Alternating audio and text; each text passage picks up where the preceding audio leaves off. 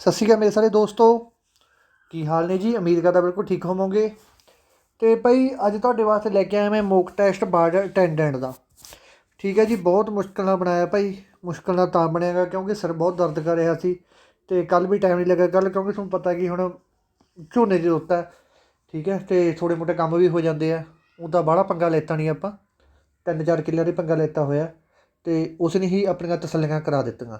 ਠੀਕ ਹੈ, ਤਾਂ ਕਰਕੇ ਹੁਣ ਝੋਨੇ 'ਚ ਬੀਜੀ ਸੀ ਭਾਈ, ਝੋਨਾ ਮੰਡੀ 'ਚ ਛੱਡਤਾ ਅਤੇ ਤਾਂ ਕਰਕੇ ਇਸੇ ਕੰਮ 'ਚ ਉਲਝਿਆ ਪਿਆ ਸੀ। ਠੀਕ ਹੈ, ਹਜੇ 1-2 ਕੰਮ ਰਹਿੰਦੇ ਹੈਗੇ, ਕੋਈ ਗੱਲ ਨਹੀਂ, ਉਹ ਦੇਖਦੇ ਹਾਂ। ਅਤੇ ਦੂਸਰੀ ਗੱਲ ਹੈ ਜੀ, ਸਿਰ ਬਹੁਤ ਦਰਦ ਕਰ ਰਿਹਾ ਸੀ ਇੱਕ। ਅਤੇ ਇੱਕ ਗੱਲ ਹੋਰ ਭਾਈ, ਅੱਧੇ ਬੱਚੇ ਕਹਿੰਦੇ ਸਰ ਤੁਸੀਂ ਪੇਡ ਕੋਰਸ ਕਰਤਾ।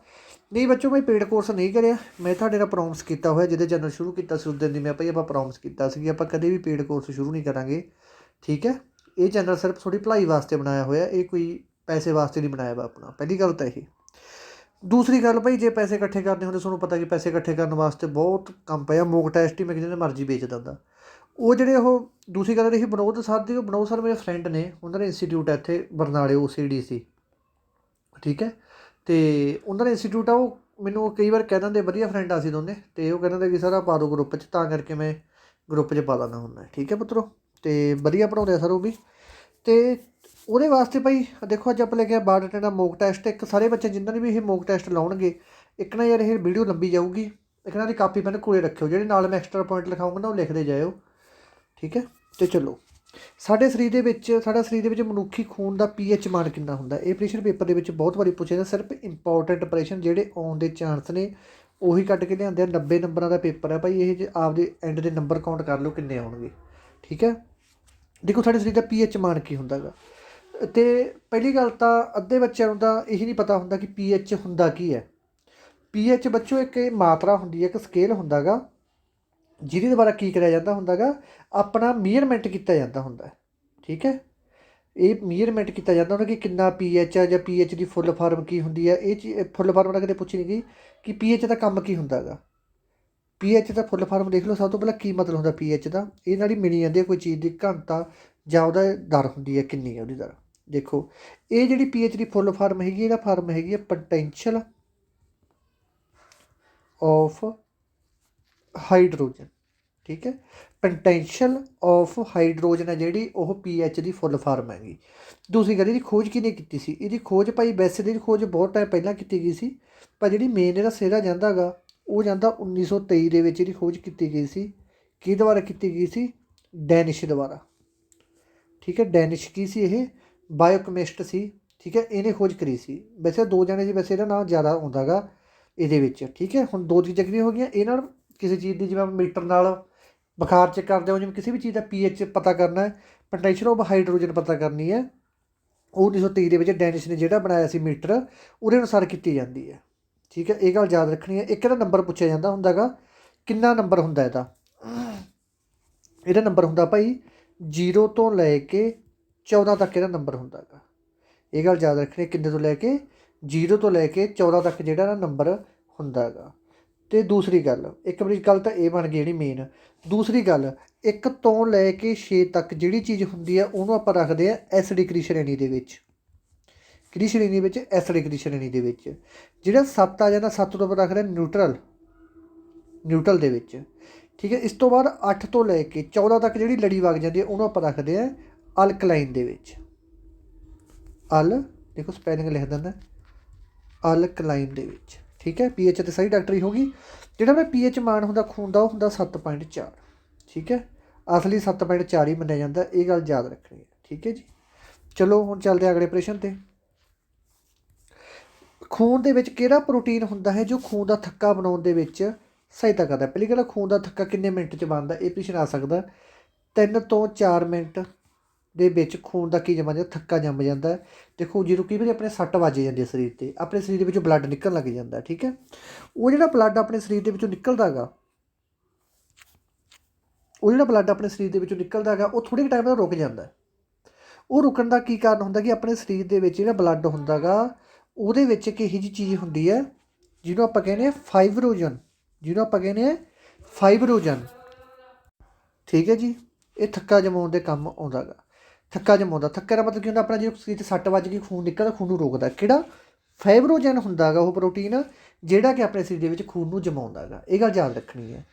ਦੂਸਰੀ ਗੱਲ, ਇੱਕ ਪਿਆ ਹੈਪਰਿਨ। ਹੁਣ ਬੱਚੇ ਆਖਣਗੇ ਹੈਪਰਿਨ ਕੀ ਹੁੰਦਾ ਜੀ? ਹੈਪਰਿਨ ਦਾ ਕੰਮ ਵੀ ਸੇਮ ਹੀ ਹੈ। ਉਹ ਖੂਨ ਦਾ ਥੱਕਾ ਜਮਾਉਂਦਾ, ਇਹ ਖੂਨ ਜੰਮਣ ਤੋਂ ਰੋਕਦਾ। ਦੇਖੋ ਆਪਣਾ ਸਰੀਰ ਹੈ, ਆਪਾਂ ਕਿਤੇ ਪਰਬਤਾਂ ਦੇ ਵਗ ਜਾਈਏ, ਪਹਾੜਾਂ ਦੇ ਵਗ ਜਾਈਏ, ਚਾਹੇ ਆਪਾਂ ਫਰਿੱਜ ਦੇ ਵਿੱਚ ਲੁੱਕ ਕੇ ਬਹਿ ਜਾਈਏ, ਹੈ ਨਾ। ਕਈ ਵਾਰੀ ਆਪਾਂ ਛੋਟੇ ਨੂੰ ਲੁਕਣ ਮਚੀਚੀ ਫਰਿੱਜ 'ਚ ਲੁੱਕ ਕੇ ਬਹਿ ਜਾਂਦੇ ਸੀ, ਮੈਂ ਲੁਕਿਆ ਬਹੁਤ ਵਾਰੀ। ਤਾਂ ਇਹੋ ਜਿਹੇ ਕੰਮ ਆਪਾਂ ਕਰਨ ਬਹਿ ਜਾਂਦੇ ਤਾਂ ਆਪਣਾ ਖੂਨ ਨਹੀਂ ਜੰਮਦਾ। ਸਿਆਲਾਂ ਦੇ ਵਿੱਚ ਆਪਾਂ ਚਾਹੇ ਸ਼ਿਮਲੇ 'ਚ ਮੈਨਸ ਦੇ ਵਿੱਚ ਵਗ ਜਾਈਏ, ਆਪਣਾ ਖੂਨ ਕਿਉਂ ਨਹੀਂ ਜੰਮਦਾ? ਕਿਉਂਕਿ ਆਪਣੇ ਸਰੀਰ ਦੇ ਵਿੱਚ ਇੱਕ ਹੈਪਰਿਨ ਹੁੰਦਾ ਜਿਹੜਾ ਆਪਣੇ ਖੂਨ ਨੂੰ ਸਰੀਰ ਦੇ ਅੰਦਰ ਜੰਮਣ ਨਹੀਂ ਦਿੰਦਾ।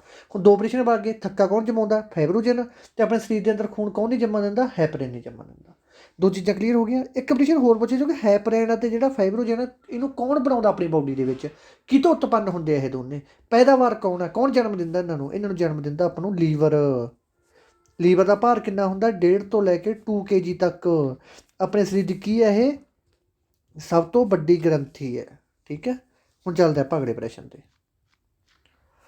ਸਾਡੇ ਸਰੀਰ ਦੇ ਵਿੱਚ ਪਾਚਨ ਕਿਰਿਆ ਕਿੱਥੋਂ ਸ਼ੁਰੂ ਹੋ ਜਾਂਦੀ ਹੈ? ਪੇਟ ਤੋਂ, ਮੂੰਹ ਤੋਂ, ਦੰਦਾਂ ਤੋਂ ਕਿ ਕਿਡਨੀ ਤੋਂ? ਪਾਚਨ ਕਿਰਿਆ ਕਿ ਆਪਣਾ ਜਿਹੜਾ ਖਾਣਾ ਉਹ ਕਿਤੋਂ ਸ਼ੁਰੂ ਹੋ ਜਾਂਦਾ ਪਚਣ ਵਾਸਤੇ? ਤਾਂ ਉਹ ਸ਼ੁਰੂ ਹੋ ਜਾਂਦਾ ਭਾਈ ਬੀ ਨੰਬਰ ਆਪਸ਼ਨ, ਮੂੰਹ ਤੋਂ ਹੀ ਪਚਣਾ ਸ਼ੁਰੂ ਹੋ ਜਾਂਦਾ ਆਪਣਾ ਖਾਣਾ। ਠੀਕ ਹੈ, ਕਿਉਂ ਮੂੰਹ ਤੋਂ ਕਿਉਂ ਹੋ ਜਾਂਦਾ? ਕਿਉਂਕਿ ਮੂੰਹ ਦੇ ਵਿੱਚ ਆਪਣੀ ਲਾਰ ਹੁੰਦੀ ਹੈ ਇੱਕ ਟਾਇਲਨ ਲਾਇਰ ਹੁੰਦੀ ਹੈ, ਜਿਹਦੇ ਨਾਲ ਭੋਜਨ ਚਿਪਚਿਪਾ ਹੋ ਜਾਂਦਾ ਅਤੇ ਪਚਣ ਦੇ ਵਿੱਚ ਵਧੀਆ ਬਣ ਜਾਂਦਾ। ਇਸ ਤੋਂ ਬਾਅਦ ਕਿੱਥੇ ਜਾਂਦਾ ਇਹ?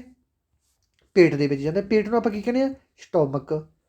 ਠੀਕ ਹੈ, ਪੇਟ ਦੇ ਵਿੱਚੋਂ ਜਦੋਂ ਜਾਂਦਾ ਭੋਜਨ, ਪੇਟ ਦੇ ਵਿੱਚ ਆਪਣੇ ਕਿਹੜਾ ਹੁੰਦਾ ਗਾ? HCl ਹੁੰਦਾ, ਹਾਈਡਰੋਕਲੋਰਿਕ ਐਸਿਡ ਹੁੰਦਾ, ਜਿਹੜਾ ਸਰੀਰ ਦੇ ਵਿੱਚ ਖਾਣਾ ਖਾਣੇ ਆ ਉਹਦੇ ਵਿੱਚ ਜਿਹੜੀਆਂ ਕੋਈ ਬੇਕਾਰ ਚੀਜ਼ਾਂ ਹੁੰਦੀਆਂ ਉਹਨਾਂ ਨੂੰ ਇਹ ਨਸ਼ਟ ਕਰ ਦਿੰਦਾ। ਠੀਕ ਹੈ, ਇਸ ਤੋਂ ਬਾਅਦ ਜਦੋਂ ਆਪਣੇ ਢਿੱਡ 'ਚ ਵਗ ਗਏ, ਆਪਣੀਆਂ ਜਿਹੜੀਆਂ ਕੰਧਾਂ ਹੁੰਦੀਆਂ ਗੀਆਂ ਢਿੱਡ ਦੀਆਂ, ਉਹ ਇੱਕ ਗਾਸਟਿਕ ਜੂਸ ਕੱਢਦੀਆਂ।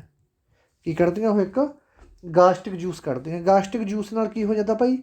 ਗਾਸਟਿਕ ਜੂਸ ਨਾਲ ਹੋ ਜਾਂਦਾ ਕੰਮ ਇਹ ਕਿ ਗਾਸਟਿਕ ਜੂਸ ਖਾਣਾ ਪਚਾਉਣ ਦੇ ਵਿੱਚ ਹੈਲਪ ਕਰਦਾ ਆਪਣੀ। ਠੀਕ ਹੈ, ਇਸ ਤੋਂ ਬਾਅਦ ਕਿਡਨੀ ਬਾਰੇ ਤੁਹਾਨੂੰ ਪਤਾ ਹੈਗਾ ਕਿ ਕਿਡਨੀਆਂ ਆਪਣੇ ਕਿੰਨੀਆਂ ਹੁੰਦੀਆਂ? 2 ਕਿਡਨੀਆਂ ਹੁੰਦੀਆਂ ਆਪਣੇ। ਕਿੰਨਾ ਭਾਰ ਹੁੰਦਾ ਇਹਨਾਂ ਦਾ? 140 ਗ੍ਰਾਮ ਭਾਰ ਹੁੰਦਾ। ਨੰਬਰ 3, ਅਤੇ ਇਹਨੂੰ ਇਕਾਈ ਕੀ ਹੈ ਇਹਦੀ? ਨੈਫਰੋਨ ਦੇ ਵਿੱਚ ਇਹਨੂੰ ਮਿਣਿਆ ਜਾਂਦਾ। ਇਹਦੀਆਂ 2 ਪਰਤਾਂ ਹੁੰਦੀਆਂ। ਬਾਹਰਲੀ ਪਰਤ ਨੂੰ ਕੋਰਟੈਕਸ ਕਹਿ ਦਿੰਦੇ ਆ, ਅੰਦਰਲੀ ਨੂੰ ਆਪਾਂ ਕੀ ਕਹਿ ਦਿੰਦੇ ਆ? ਮਡੂਲਾ। ਇਹ ਗੱਲ ਯਾਦ ਰੱਖਣੀ ਹੈ। ਠੀਕ ਹੈ, ਇੱਕ ਇਹਦੇ ਉੱਪਰ ਇੱਕ ਐਂਡੋਕਰਾਈਨ ਸਿਸਟਮ ਵੀ ਲੱਗਿਆ ਵਾ ਹੁੰਦਾ, ਇੱਕ ਐਂਡੋਕਰਾਈਨ ਗਲੈਂਡ ਵੀ ਲੱਗੀ ਹੁੰਦੀ ਇਹਦੇ ਉੱਪਰ। ਉਹ ਕਿਹੜੀ ਹੈਗੀ? ਉਹ ਹੈਗੀ ਆਪਣੀ ਐਡਰਨਲ ਗਲੈਂਡ ਆ, ਜਿਹੜੀ ਇਹ ਸੈਕਸ ਹਾਰਮੋਨਸ ਪੈਦਾ ਕਰਦੀ ਹੈ। ਠੀਕ ਹੈ, ਹੁਣ ਇਹਦਾ ਆਨਸਰ ਪਤਾ ਲੱਗ ਗਿਆ, ਬੀ ਨੰਬਰ ਆਪਸ਼ਨ।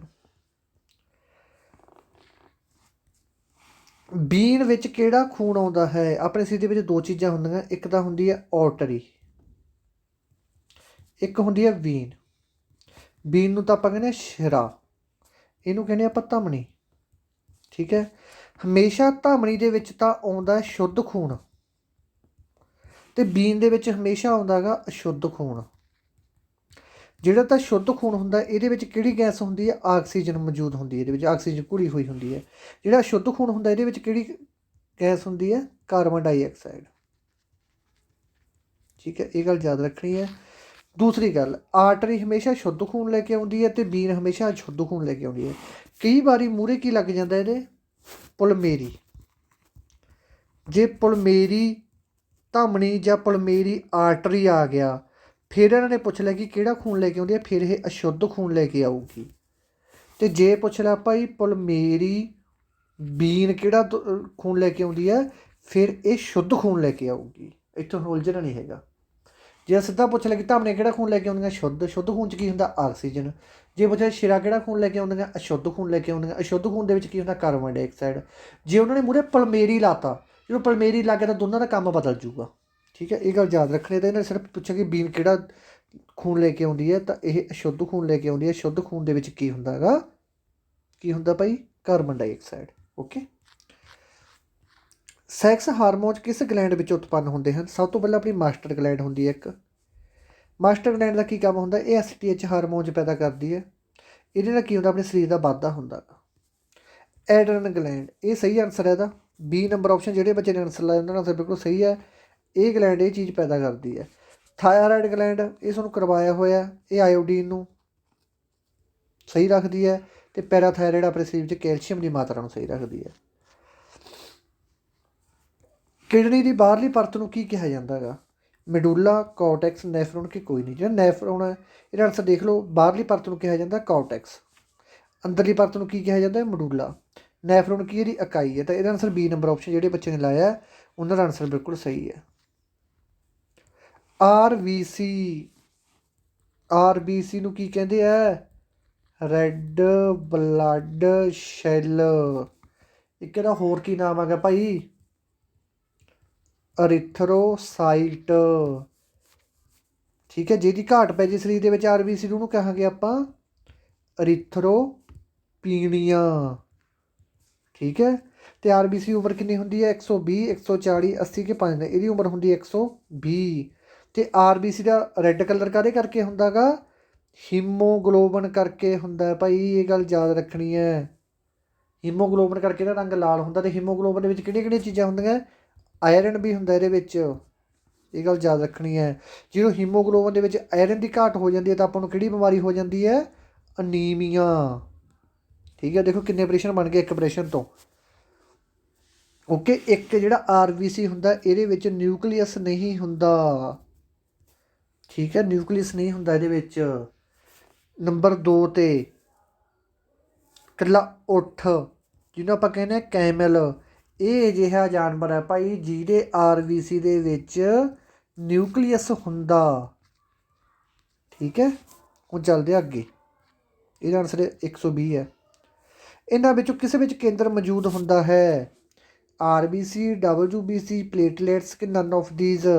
ਆਰਬੀਸੀ ਦੇ ਵਿੱਚ ਤਾਂ ਹੁੰਦੀ ਨਹੀਂ ਨਿਊਕਲੀਅਸ, ਪਲੇਟਲੇਟਸ ਦੇ ਵਿੱਚ ਵੀ ਨਹੀਂ ਹੁੰਦਾ। ਕਿਹਦੇ ਵਿੱਚ ਹੁੰਦਾ? WBC ਦੇ ਵਿੱਚ। WBC ਦਾ ਫੁੱਲ ਨਾਮ ਕੀ ਹੈ? White blood cell. ਇਹਨੂੰ ਕੀ ਕਹਿੰਦੇ ਆਪਾਂ? ਲਿਊਕੋਸਾਈਟ। ਜੇ ਆਪਣੇ ਸਰੀਰ ਦੇ ਵਿੱਚ WBC ਘਟ ਜਾਵੇ ਉਹਨੂੰ ਕਹਾਂਗੇ ਆਪਾਂ ਲਿਊਕੋਪੀਨੀਆ। ਓਕੇ, 2 ਚੀਜ਼ਾਂ ਕਲੀਅਰ ਹੋ ਗਈਆਂ। ਇਹਦੇ ਕੈਮੀਕਲ ਨਾਮ ਹੈਗੇ ਜਿਹੜੇ ਨੂੰ ਸਾਇੰਸੀ ਭਾਸ਼ਾ ਦੇ ਵਿੱਚ ਕਹੇ ਜਾਂਦੇ ਆ। ਇਹਦੀ ਉਮਰ ਕਿੰਨੀ ਹੁੰਦੀ ਹੈ? ਇਹਦੀ ਉਮਰ ਹੁੰਦੀ ਹੈ 3 ਤੋਂ 4 ਦਿਨ। ਕਿਹੜੀ ਰੇਸ਼ੋ ਦੇ ਵਿੱਚ ਹੁੰਦੇ ਆ ਇਹ? 600 ਦੇ ਬਰਾਬਰ 600 ਆਰਬੀਸੀ ਦੇ ਬਰਾਬਰ 1 WBC ਹੁੰਦਾ ਗਾ।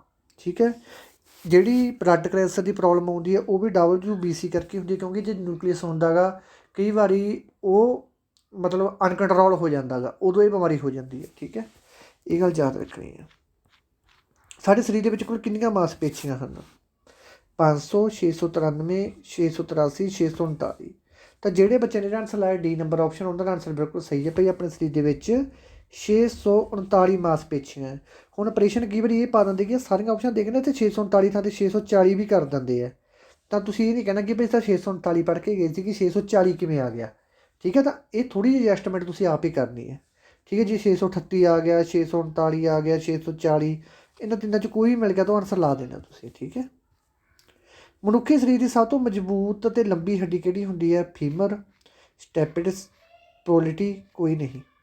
ਤਾਂ ਦੇਖੋ ਆਪਣੇ ਸਰੀਰ ਦੀ ਸਭ ਤੋਂ ਮਜ਼ਬੂਤ ਹੱਡੀ ਹੁੰਦੀ ਹੈ ਆਪਣੇ ਪੱਟਾਂ ਦੇ ਵਿੱਚ। ਇਹ ਹੱਡੀ ਨੂੰ ਕੀ ਕਹਿੰਦੇ ਆਪਾਂ? ਫੀਮਰ ਕਹਿੰਦੇ ਆ, ਇਹ ਗੱਲ ਯਾਦ ਰੱਖਣੀ ਹੈ। ਅਤੇ ਆਪਣੇ ਸਰੀਰ ਦੀ ਸਭ ਤੋਂ ਛੋਟੀ ਹੱਡੀ ਕਿਹੜੀ ਹੁੰਦੀ ਹੈ? ਸਟੈਪਡਿਸ। ਤਾਂ ਇਹਦਾ ਆਨਸਰ ਹੈਗਾ ਏ ਨੰਬਰ ਆਪਸ਼ਨ। ਆਪਰੇਸ਼ਨ ਉਹੀ ਆ ਗਿਆ ਭਾਈ। ਸਾਡੇ ਸਰੀਰ ਦੇ ਵਿੱਚ ਉਹ ਕਿਹੜਾ ਪ੍ਰੋਟੀਨ ਹੈ ਜੋ ਸਾਡੇ ਸਰੀਰ ਵਿੱਚ ਖੂਨ ਨੂੰ ਨਹੀਂ ਜੰਮਣ ਦਿੰਦਾ? ਆਪਣੇ ਸਰੀਰ ਦੇ ਵਿੱਚ ਖੂਨ ਨੂੰ ਕਿਹੜਾ ਪ੍ਰੋਟੀਨ ਨਹੀਂ ਜੰਮਣ ਦਿੰਦਾ? ਹੈਪਰਿਨ, ਫਾਈਬਰੋਜਨ, ਲਿੰਫੋਸਾਈਟ, ਮੋਨੋਸਾਈਟ। ਦੇਖੋ ਜਿਹੜਾ ਦਾ ਭਾਈ ਹੈਗਾ ਹੈਪਰਿਨ, ਇਹ ਹੈ ਇਹ ਏ ਨੰਬਰ ਆਨਸਰ ਆਪਣਾ। ਇਹ ਸਾਡੇ ਸਰੀਰ ਦੇ ਵਿੱਚ ਖੂਨ ਨੂੰ ਨਹੀਂ ਜੰਮਣ ਦਿੰਦਾ। ਜਿਹੜਾ ਫਾਈਬਰੋਜਨ ਹੁੰਦਾ ਇਹ ਆਪਣੇ ਸਰੀਰ ਦੇ ਵਿੱਚ ਖੂਨ ਦਾ ਥੱਕਾ ਜਮਾਉਂਦਾ ਜਦੋਂ ਆਪਣੀ ਕੋਈ ਸੱਟ ਫਿੱਟ ਲੱਗ ਜਾਂਦੀ ਹੈ। ਹੁਣ ਅੱਧੇ ਬੱਚੇ ਨਵੇਂ ਆਏ ਹੋਣਗੇ ਉਹਨਾਂ ਨੂੰ ਪਤਾ ਨਹੀਂ ਹੋਣਾ ਕਿ ਲਿੰਫੋਸਾਈਟ ਅਤੇ ਮੋਨੋਸਾਈਟ ਕੀ ਹੁੰਦਾ। ਜਿਹੜਾ ਲਿੰਫੋਸਾਈਟ ਅਤੇ ਮੋਨੋਸਾਈਟ ਆ ਭਾਈ ਇਹ WBC ਦੀਆਂ ਹੀ ਟਾਈਪਸ ਨੇ। WBC ਦੇ 2 ਟਾਈਪਸ ਨੇ, ਇਹ ਲਿੰਫੋਸਾਈਟ ਅਤੇ ਮੋਨੋਸਾਈਟ। ਇਹਨਾਂ ਦੇ ਵਿੱਚ ਆਪਰੇਸ਼ਨ ਇਹੀ ਪੁੱਛਿਆ ਜਾਊਗਾ ਲਿੰਫੋਸਾਈਟ ਅਤੇ ਮੋਨੋਸਾਈਟ ਕਿਹੜੇ ਬਲੱਡ ਗਰੁੱਪ 'ਚ, ਕਿਹੜੇ ਬਲੱਡ ਕੈਪਸੂਲ 'ਚ ਹੁੰਦੇ ਆ? ਤਾਂ ਇਹ WBC ਦੇ ਵਿੱਚ ਹੁੰਦੇ ਆ। ਇਹਨਾਂ ਦੋਨਾਂ ਦੇ ਵਿੱਚੋਂ ਵੱਡਾ ਵਾਲਾ ਪੁੱਛਿਆ ਜਾਂਦਾ ਕਿ ਇਹਨਾਂ 'ਚੋਂ ਵੱਡਾ ਕਿਹੜਾ, ਦੋਨਾਂ 'ਚ ਵੱਡਾ ਸੈੱਲ ਕਿਹੜਾ? ਤਾਂ ਵੱਡਾ ਸੈੱਲ ਹੈਗਾ ਮੋਨੋ। ਠੀਕ ਹੈ, ਮੋਨੋਸਾਈਟ ਆ ਜਿਹੜਾ ਉਹ ਇਹਨਾਂ ਦੋਵਾਂ ਦੇ ਵਿੱਚ ਉਹਦਾ ਆਕਾਰ ਵੱਡਾ ਹੁੰਦਾ। ਇਹ ਗੱਲ ਯਾਦ ਰੱਖਣੀ ਹੈ। ਨਵ ਜੰਮੇ ਬੱਚੇ ਦੇ ਵਿੱਚ ਕਿੰਨੀਆਂ ਹੱਡੀਆਂ ਹੁੰਦੀਆਂ ਹਨ? 300, 206, 198 ਕਿ 150? ਹੁਣ ਬਾਹਲੇ ਦਾ ਆਨਸਰ ਇੱਥੇ ਲੱਗ ਹੋਣਗੇ ਬੀ ਨੰਬਰ ਆਪਸ਼ਨ। ਤਾਂ ਜਿਹੜਾ ਬੱਚਾ ਬਈ ਜਨਮਿਆ ਹੁੰਦਾ, ਨਵਾਂ ਹੁੰਦਾ ਗਾ, ਉਹ ਬੱਚੇ ਦੀਆਂ ਹੱਡੀਆਂ ਵੱਧ ਹੁੰਦੀਆਂ। ਉਹ 'ਚ ਕਿੰਨੀਆਂ ਹੱਡੀਆਂ ਹੁੰਦੀਆਂ? 300 ਹੱਡੀਆਂ ਹੁੰਦੀਆਂ, ਇਹ ਗੱਲ ਯਾਦ ਰੱਖਣੀ ਹੈ।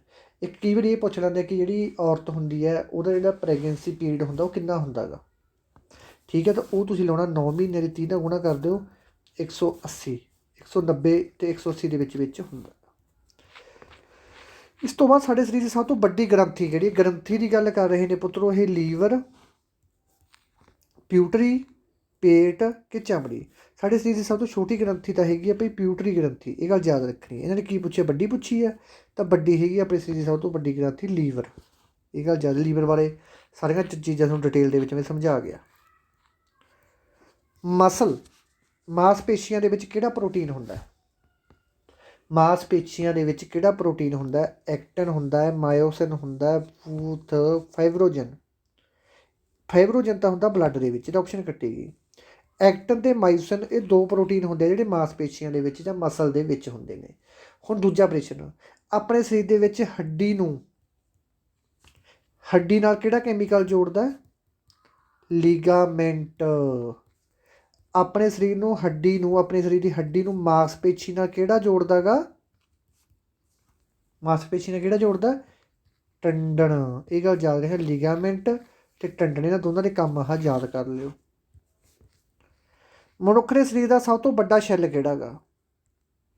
ਸ਼ਤਰਮੁਰਗ ਦਾ ਅੰਡਾ, ਇਹ ਤਾਂ ਇੱਥੋਂ ਹੀ ਐਲੀਮੀਨੇਟ ਹੋ ਗਿਆ। ਇਹ ਤਾਂ ਐਨੀਮਲਾਂ ਦੇ ਵਿੱਚ ਸਭ ਤੋਂ ਵੱਡਾ ਸ਼ੈੱਲ ਪੁੱਛ ਲਿਆ, ਫਿਰ ਆਨਸਰ ਆਪਣਾ ਇਹ ਹੋਊਗਾ। ਐਜੀਗਲ ਨੋ, ਇਸੇਟਾ ਨੋ, ਓਵਮ।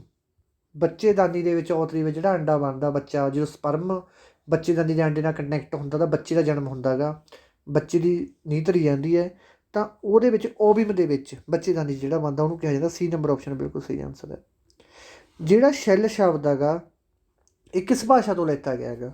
ਹਿੰਦੀ, ਇੰਗਲਿਸ਼, ਲੈਟਨ ਕਿ ਅਰੇਬਿਕ। ਹਿੰਦੀ ਤੋਂ ਵੀ ਲੈਤਾ ਗਿਆ, ਇੰਗਲਿਸ਼ ਤੋਂ ਵੀ ਲੈਤਾ ਗਿਆ, ਅਰੇਬਿਕ ਤੋਂ ਲੈਤਾ, ਇਹ ਲੈਤਾ ਗਿਆ ਲੈਟਨ ਤੋਂ। ਸੀ ਨੰਬਰ ਆਪਸ਼ਨ ਦਾ ਬਿਲਕੁਲ ਸਹੀ ਆਨਸਰ ਹੈ ਭਾਈ।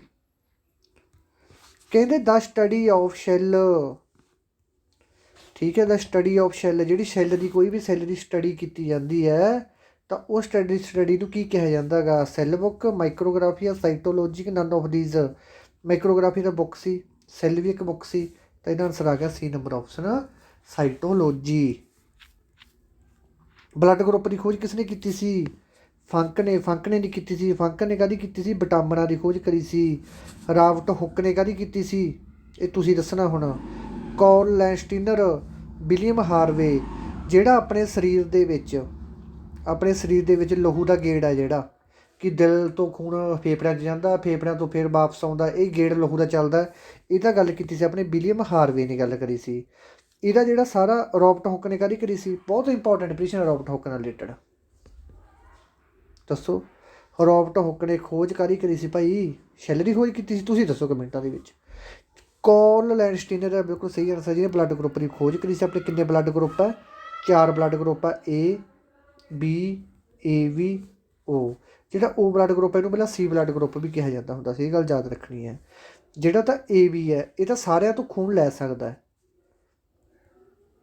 ਰਿਸੈਪਟਰ, ਇਹ ਸਾਰਿਆਂ ਨੂੰ ਖੂਨ ਦੇ ਸਕਦੇ ਨੇ, ਡੋਨਰ ਕਹਿੰਦੇ ਆ।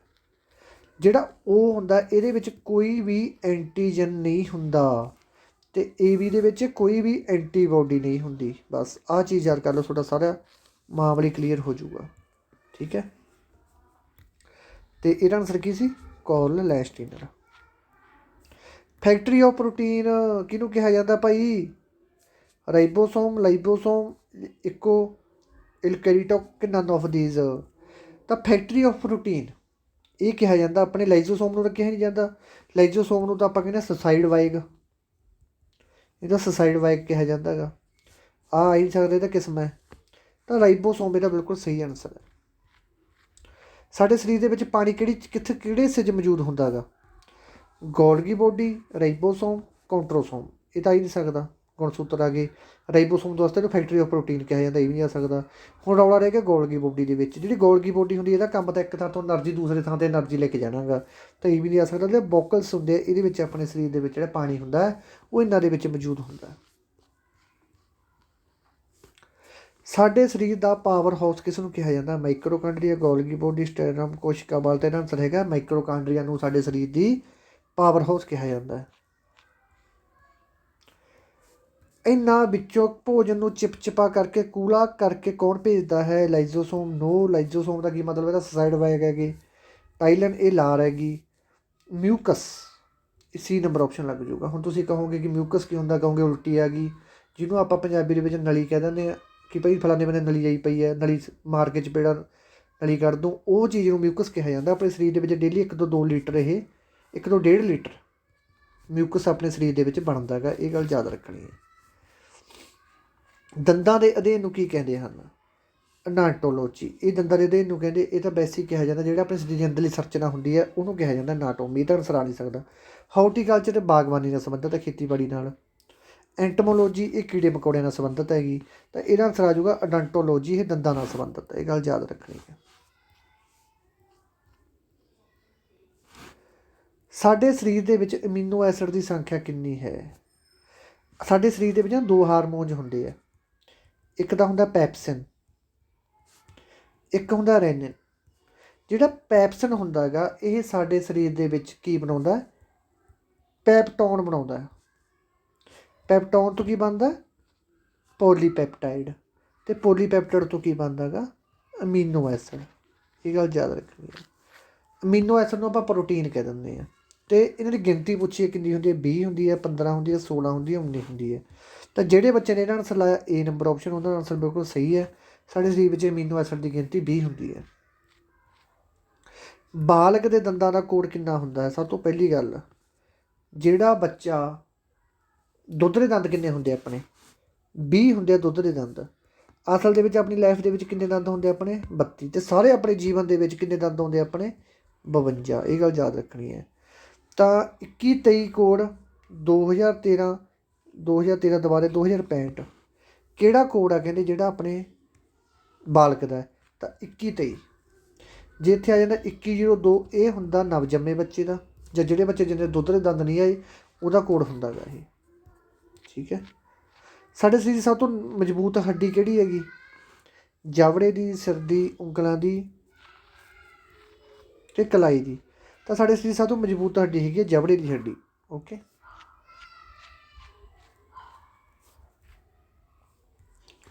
ਪੱਟੀਆਂ, ਪਲਾਸਟਰ ਇਹ ਕਿਸ ਰੰਗ ਦੇ ਬੈਗ ਵਿੱਚ ਪਾਈਆਂ ਜਾਂਦੀਆਂ ਹਨ? Yellow, green, red, blue. ਤਾਂ ਇਹਦਾ ਆਨਸਰ ਹੈਗਾ ਭਾਈ A ਨੰਬਰ ਆਪਸ਼ਨ। ਪੱਟੀਆਂ ਪੁੱਟੀਆਂ ਇਹ ਸਾਰੀਆਂ ਯੈਲੋ ਦੇ ਵਿੱਚ ਪਾਈਆਂ ਜਾਂਦੀਆਂ। ਯਾਦ ਕਰ ਲਿਓ, ਪੱਪੇ ਦੇ ਪੱਟੀਆਂ, ਪੱਪੇ ਦੇ ਪਲਾਸਟਰ, ਪੱਪੇ ਦੇ ਪੈ ਗਿਆ ਅਤੇ ਪੱਪੇ ਦੇ ਪੀਲਾ ਰੰਗ। ਐਂ ਯਾਦ ਕਰ ਲਓ। ਠੀਕ ਹੈ। ਪਲਾਸਟਿਕ ਨਾਲ ਬਣੀਆਂ ਵਸਤੂਆਂ ਕਿਸ ਬੈਗ ਦੇ ਵਿੱਚ ਪਾਈਆਂ ਜਾਂਦੀਆਂ? ਸਾਨੂੰ ਟ੍ਰਿਕ ਨਾਲ ਯਾਦ ਕਰਾ ਦਿੰਦਾ। ਦੇਖੋ, ਜਿਹੜਾ ਆਪਣੇ ਪਲਾਸਟਿਕ ਨਾਲ ਬਣੀਆਂ ਚੀਜ਼ਾਂ ਹੁੰਦੀਆਂ, ਆਪਣੀਆਂ ਚੀਜ਼ਾਂ ਹੁੰਦੀਆਂ ਪਲਾਸਟਿਕ ਨਾਲ ਬਣੀਆਂ, ਉਹਦੇ ਤੁਸੀਂ ਇੱਕ ਗੱਲ ਦੱਸੋ ਕਿ ਹੁਣ ਪਲਾਸਟਿਕ 'ਤੇ ਪੂਰੇ ਸਰਕਾਰ ਗਰਮ ਹੈਗੀ ਭਾਈ ਪਲਾਸਟਿਕ ਦੀ ਵਰਤੋਂ ਘੱਟ ਤੋਂ ਘੱਟ ਕਰਨੀ ਹੈ। ਤਾਂ ਇਹ ਕਾਹਦਾ ਖਤਰਾ? ਇੱਕ ਰੈੱਡ ਕਲਰ ਦਾ ਖਤਰਾ ਇਹਦੇ 'ਤੇ ਹੁਣ ਆਪਾਂ ਨੂੰ। ਤਾਂ ਖਤਰੇ 'ਚ ਕਿਹੜੀ ਆ ਗਿਆ? ਰੈੱਡ, ਯੈਲੋ, ਬਰਾਊਨ ਕਿ white the? A number option red ਚੀਜ਼ ਤੋਂ ਬਸ ਯਾਦ ਕਰ ਲਓ ਕਿ ਪਲਾਸਟਿਕ ਤੋਂ ਖਤਰਾ ਹੈ ਭਾਈ, ਰੈੱਡ ਆ ਗਿਆ।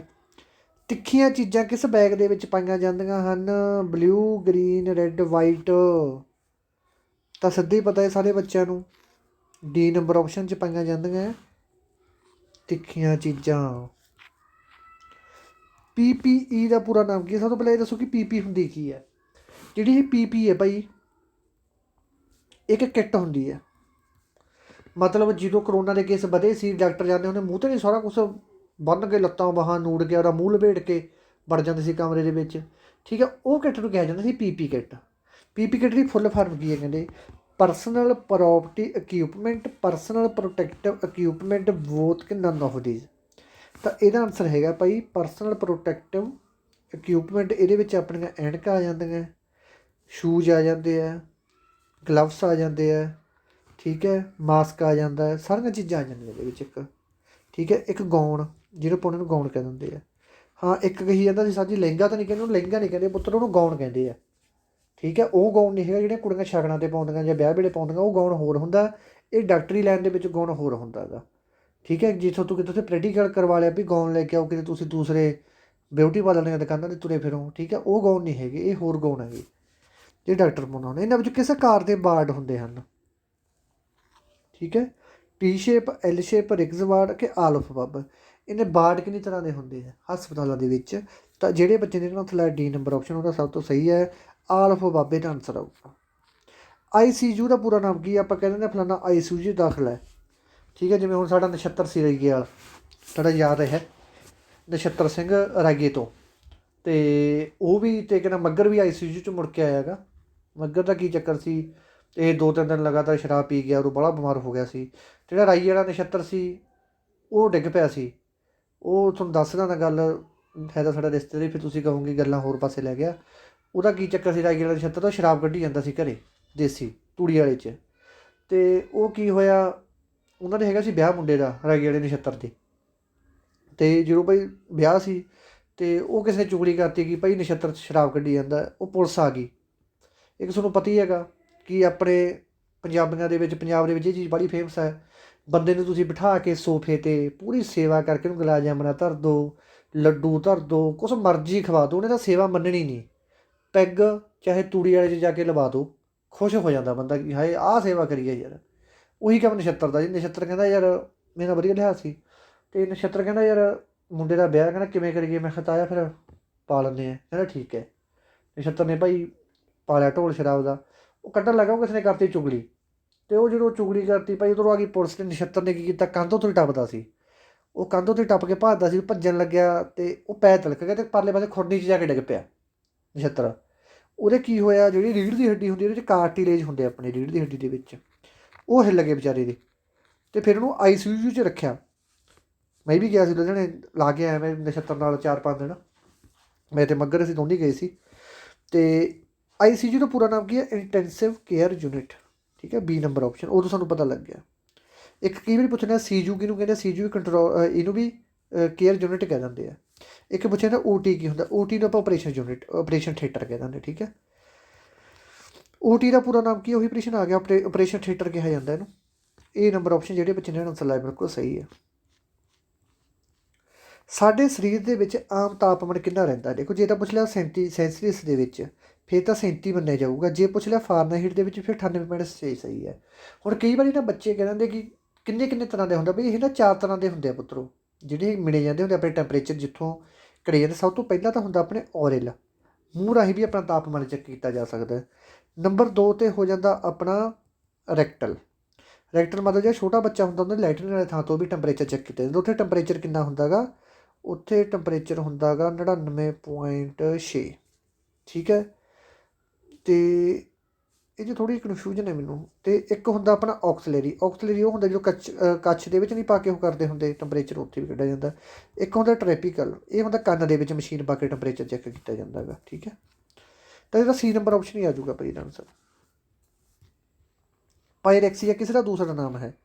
ਪਾਇਰੈਕਸੀਆ ਕਿਸ ਨੂੰ ਕਹਿੰਦੇ ਹਨ? ਇਨਫੈਕਸ਼ਨ ਨੂੰ, ਹਾਈ ਬਲੱਡ ਪ੍ਰੈਸ਼ਰ ਨੂੰ, ਬੁਖਾਰ ਨੂੰ, ਕਿ ਕੋਈ ਨਹੀਂ? ਤਾਂ ਦੇਖੋ ਭਾਈ ਜਿਹੜਾ ਪਾਇਰੈਕਸੀਆ ਹੁੰਦਾ ਗਾ, ਇਹ ਨਾ ਬੁਖਾਰ ਦੀ ਦੂਸਰਾ ਨਾਮ ਹੈਗਾ, ਠੀਕ ਹੈ। ਕਿਹਦਾ ਦੂਸਰਾ ਨਾਮ? ਪਾਇਰੈਕਸੀਆ। ਇਹ ਵੀ 2 ਤਰ੍ਹਾਂ ਦਾ ਹੁੰਦਾ ਹੈ।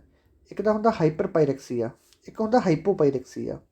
ਜਦੋਂ ਤਾਂ ਸਰੀਰ ਦਾ ਟੈਂਪਰੇਚਰ ਵੱਧ ਜੇ, 37 ਸੈਂਟੀਗ੍ਰੇਡ ਹੈ, ਜਦੋਂ ਇਹ 42 ਤੱਕ ਵਗ ਜੇ, ਉਹ ਤਾਂ ਹੋ ਜਾਂਦਾ ਕਹਿੰਦੇ ਹਾਈਪਰ ਪਾਇਰੈਕਸੀਆ। ਜਦੋਂ ਇਹ ਘੱਟ ਜੇ 37 ਤੋਂ 33 ਤੇ 32 ਦੀ ਵੀ ਆ ਜੇ, ਤਾਂ ਉਹਨੂੰ ਕਹਿੰਦੇ ਹਾਈਪੋ ਪਾਇਰੈਕਸੀਆ।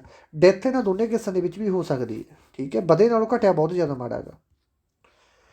ਤਾਂ C ਨੰਬਰ ਆਪਸ਼ਨ। ਵਿਟਾਮਿਨ ਦੀ ਖੋਜ ਕਿਸ ਨੇ ਕੀਤੀ ਸੀ? ਐਡੀਸਨ ਨੇ। ਐਡੀਸਨ ਨੇ ਕਾਹਦੀ ਖੋਜ ਕਰੀ ਸੀ? ਬੱਲਬ ਦੀ ਨਹੀਂ ਕਰੀ ਸੀ ਯਾਰ। ਬੋਲਟ ਨੇ ਬੋਲਟ ਮੀਟਰ ਦੀ ਕੀਤੀ ਸੀ। ਮਾਰਕ ਕੂਪਰ ਨੇ ਮੋਬਾਈਲ ਦੀ ਕੀਤੀ ਸੀ। ਤਾਂ ਫੰਕ ਆਨਸਰ ਆ ਗਿਆ। ਜਿਹੜਾ ਫੰਕ ਆ ਭਾਈ ਉਹਨੇ ਕਰੀ ਸੀ ਵਿਟਾਮਿਨ ਦੀ ਖੋਜ। ਵਿਟਾਮਿਨ A ਦਾ ਕੀ ਨਾਮ ਹੈਗਾ? Retinol, thiamine, ascorbic acid, cobalt. ਜਿਹੜਾ ਕੋਬਾਲਟ ਹੈ ਤਾਂ B12 ਨੂੰ ਕਿਹਾ ਜਾਂਦਾ।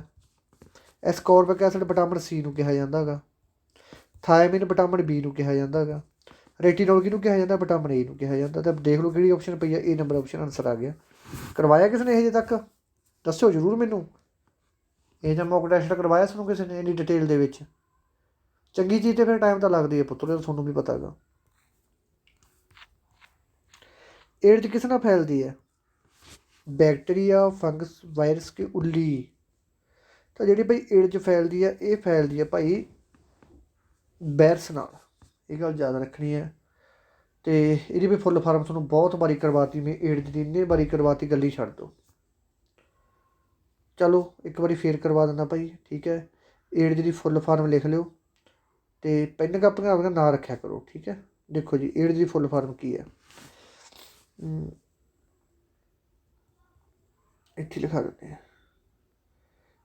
ਏਡ ਦੀ ਫੁੱਲ ਫਾਰਮ ਅਮੀਨੋ ਸਿਸਟਮ, ਆਈ ਦਾ ਮਤਲਬ ਤਾਂ ਹੈਗਾ ਗਾ ਆਪਣਾ ਅਮੀਨੋ ਅਕਿਊਡ ਅਮੀਨੋ ਡੈਫੀਸ਼ੀਐਂਸੀ ਸਿੰਡਰੋਮ। ਇਹ ਪੱਕੇ ਮਿਲੂਗਾ ਤੁਹਾਨੂੰ, ਇੱਕ ਵਾਰ ਸਾਫ ਜੀ ਲਿਖਾਈ 'ਚ ਲਿਖਣਾ।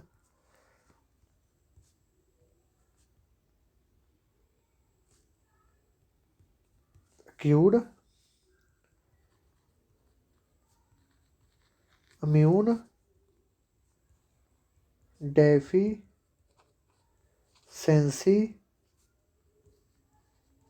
ਸਿੰਡਰੋਮ। ਠੀਕ ਹੈ, ਗੱਲ ਯਾਦ ਰੱਖਣੀ ਹੈ। ਅਤੇ ਕੀ ਆਨਸਰ ਸੀ ਵਾਇਰਸ। ਠੀਕ ਹੈ, ਹੁਣ ਚੱਲਦੇ ਹਾਂ ਅਗਲੇ 'ਤੇ। ਅਲੀਸਾ, ਇਹ ਅਲੀਸਾ ਦੇ ਸਪੈਲਿੰਗ ਗਲਤ ਲਿਖ ਗਏ, ਇੱਥੇ ਅਲੀਸਾ ਦੀ ਥਾਂ 'ਤੇ ਈ ਆਉਣਾ ਸੀ। ਠੀਕ ਹੈ, ਆਹ ਅਲੀਸਾ ਪੈਂਦੀ ਹੁੰਦੀ ਹੈ ਇਹ। ਕਹਿੰਦੇ ਜਿਹੜਾ ਅਲੀਸਾ ਟੈਸਟ ਹੁੰਦਾ ਗਾ, ਠੀਕ ਹੈ, ਇਹ ਕਿਦੋਂ ਕੀਤਾ ਜਾਂਦਾ ਗਾ, ਜਿਹੜੀ ਫੁੱਲ ਫਾਰਮ ਕੀ ਹੈ। ਦੇਖੋ ਬੱਚੇ, ਜਿਹੜਾ ਅਲੀਸਾ ਟੈਸਟ ਹੁੰਦਾ ਨਾ, ਇਹ ਕਰਿਆ ਜਾਂਦਾ ਹੁੰਦਾ ਏਡਜ ਦੇ ਵਿੱਚ ਹੀ ਕੀਤਾ ਜਾਂਦਾ। ਏਡਜ ਦੀ ਜਦੋਂ ਕਿਸੇ ਬੰਦੇ ਨੂੰ ਏਡਜ ਹੋ ਜਾਂਦੀ ਹੈ ਨਾ ਵਾਇਰਸ ਨਾਲ, ਤਾਂ ਉਹ ਮਤਲਬ ਕਿਹਾ ਜਾਂਦਾ ਗਾ ਕਿ ਬੰਦੇ ਨੂੰ ਕਿ ਭਾਈ ਤੂੰ ਅਲੀਸਾ ਟੈਸਟ ਕਰਵਾ। ਠੀਕ ਹੈ, ਅਲੀਸਾ ਦੀ ਫੁੱਲ ਫਾਰਮ ਬਹੁਤ ਵਾਰੀ ਪੁੱਛੀ ਜਾਂਦੀ ਹੈ ਪੇਪਰ ਦੇ ਵਿੱਚ, ਇਹ ਲਿਖ ਲਓ। ਇਹ ਏਡਜ ਨਾਲ ਸੰਬੰਧਿਤ ਆ ਭਾਈ, ਡੇਂਗੂ ਨਾਲ ਸੰਬੰਧਿਤ ਨਹੀਂ। ਜਿਹੜਾ ਡੇਂਗੂ ਹੈ ਨਾ, ਡੇਂਗੂ ਹਮੇਸ਼ਾ ਮਾਦਾ ਮੱਛਰ ਤੋਂ ਹੁੰਦਾ। ਮਾਦਾ ਕਿਹੜੇ ਮੱਛਰ ਤੋਂ? ਅਡੀਜ ਮੱਛਰ ਤੋਂ। ਮੱਛਰ ਤੋਂ ਇਹ ਨਾ ਕੀ ਹੋ ਜਾਂਦਾ, ਜਿਹੜੇ ਆਪਣੇ ਪਲੇਟਲੇਟਸ ਹੁੰਦੇ ਆ, ਪਲੇਟਲੇਟਸ ਹੁੰਦੇ ਨਾ ਆਪਣੇ ਸਰੀਰ ਦੇ ਵਿੱਚ। ਹੁਣ ਦੱਸਿਆ ਸੀ ਕਿ ਬਲੱਡ ਆਪਣੇ 3 ਤਰ੍ਹਾਂ ਦੇ ਵਿੱਚ ਬਲੱਡ ਹੁੰਦਾ ਗਾ। ਇੱਕ RBC ਹੁੰਦੇ ਆ, ਇੱਕ WBC ਹੁੰਦੇ ਆ, ਇੱਕ ਪਲੇਟਲੇਟਸ ਹੁੰਦੇ ਆ। ਜਿਹੜੇ ਪਲੇਟਲੇਟਸ ਹੁੰਦੇ ਇਹਨਾਂ ਦਾ ਜਨਮ ਕਿੱਥੇ ਹੁੰਦਾ? ਬੋਨ ਮੈਰੋ ਦੇ ਵਿੱਚ ਹੁੰਦਾ। ਡੈਥ ਇਹਨਾਂ ਦੀ ਕਿੱਥੇ ਹੁੰਦੀ ਹੈਗੀ? ਸਪਲੀਨ ਪਲੀਹਾ ਦੇ ਵਿੱਚ ਇਹਨਾਂ ਦੀ ਡੈਥ ਹੁੰਦੀ ਹੈ। ਇਹਨਾਂ ਦਾ ਕਾਰਜਕਾਲ ਵੀ 4 ਤੋਂ 5 ਡੇ ਦਾ ਹੁੰਦਾ ਗਾ। ਠੀਕ ਹੈ, ਇਹ ਗੱਲ ਯਾਦ ਰੱਖਣੀ ਹੈ। ਇਹਦੇ ਕਰਕੇ ਇਹ ਪਤਲੇ ਹੋ ਜਾਂਦੇ, ਤਾਂ ਕਰਕੇ ਪੀਲੀਆ ਵੀ ਇਹਦੇ ਕਰਕੇ ਹੋ ਜਾਂਦਾ, ਅਤੇ ਪਲੇਟਲੇਟਸ ਘਟਣ ਕਰਕੇ। ਠੀਕ ਹੈ, ਅਤੇ ਹਾਂ ਹੁਣ ਆਪਾਂ ਗੱਲ ਸੀ ਅਲੀਜ਼ਾ 'ਤੇ। ਅਲੀਜ਼ਾ ਦੀ ਫੁੱਲ ਫਾਰਮ ਕੀ ਹੈ ਭਾਈ, ਦੇਖ ਲਓ। ਇੰਜਾਈਮ ਲਿੰਕਡ ਇਮਿਊਨੋ ਐਸੇ। ਠੀਕ ਹੈ, ਹੁਣ ਤਾਂ ਨਹੀਂ ਕੋਈ ਮਗਰ ਬਚਿਆ। ਚਲੋ ਅੱਗੇ ਚੱਲਦੇ ਹਾਂ। ਵਿਸ਼ਵ ਵਾਤਾਵਰਨ ਦਿਵਸ ਕਦੋਂ ਮਨਾਇਆ ਜਾਂਦਾ ਹੈਗਾ? ਇਹ ਤਾਂ ਤੁਹਾਨੂੰ ਹਰੇਕ ਨੂੰ ਪਤਾ, 5 ਜੂਨ, 10 ਜੂਨ, 15 ਜੂਨ ਕਿ 20 ਜੂਨ। ਕੋਈ ਬੱਚਾ ਇਹੋ ਜਿਹਾ ਨਹੀਂ ਹੋਊਗਾ ਜਿਹਨੂੰ ਪਤਾ ਨਾ ਹੋਵੇ ਕਿ ਇਹ ਕਦੋਂ ਮਨਾਇਆ ਜਾਂਦਾ ਹੈਗਾ। ਠੀਕ ਹੈ, ਦੱਸੋ ਕਦੋਂ ਮਨਾਇਆ ਜਾਂਦਾ ਭਾਈ ਇਹ ਮਨਾਇਆ ਜਾਂਦਾ ਹੈਗਾ ਆਪਣਾ 5 ਜੂਨ ਨੂੰ। ਇਹ ਗੱਲ ਯਾਦ ਰੱਖਣੀ ਹੈ, 5 ਜੂਨ ਨੂੰ ਇਨਵਾਇਰਮੈਂਟ ਡੇ ਮਨਾਇਆ ਜਾਂਦਾ ਹੈਗਾ ਆਪਣਾ। ਅਤੇ ਇਹਦਾ ਨਾ ਥੀਮ ਜ਼ਰੂਰ ਯਾਦ ਕਰ ਲਿਓ। ਠੀਕ ਹੈ, ਥੀਮ ਕੀ ਸੀ ਇਹਦਾ ਐਤਕੀ 2021 ਦੇ ਵਿੱਚ ਵਰਲਡ ਇਨਵਾਇਰਮੈਂਟ ਦਾ? ਇਹਦਾ ਥੀਮ ਹੈਗਾ ਸੀ ਆਪਣਾ ਇਕੋ ਸਿਸਟਮ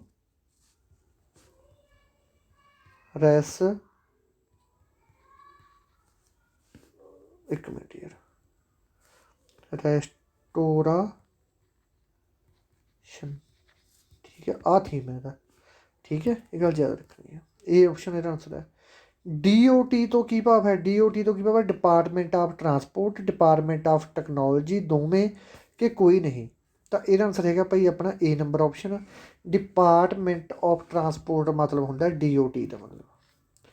APA ਤੋਂ ਕੀ ਭਾਵ ਹੈ? Environment protection agency. ਠੀਕ ਹੈ, EPA ਲਿਖਣਾ ਸੀ ਇੱਥੇ, ਸੌਰੀ, EPA ਪ੍ਰੋਟੈਕਸ਼ਨ ਅਕਿਊਟ। ਤਾਂ ਇਹਦਾ ਆਨਸਰ ਹੈਗਾ ਭਾਈ ਆਪਣਾ ਕਿ ਬਹੁਤ ਕਿ ਨਨ ਆਫ ਦੀਜ। ਤਾਂ ਇਹਦਾ ਆਨਸਰ ਹੈਗਾ ਆਪਣਾ A ਨੰਬਰ ਆਪਸ਼ਨ, ਏਜੰਸੀ ਆਊਗਾ ਇਹਦਾ ਆਨਸਰ। ਠੀਕ ਹੈ, ਇਹ ਆਨਸਰ ਇਹਦਾ। ਆਸ਼ਾ ਵਰਕਰ ਕਿੰਨੀ ਪਾਪੂਲੇਸ਼ਨ ਦੇ ਵਿੱਚ ਇੱਕ ਹੁੰਦੀ ਹੈ? 1000 ਪਾਪੂਲੇਸ਼ਨ ਦੇ ਮਗਰ ਇੱਕ ਆਸ਼ਾ ਵਰਕਰ ਹੋਊਗੀ। ਫੁੱਲ ਫਾਰਮ ਕੀ? Accredited social health activist. B number option answer ਆਊਗਾ।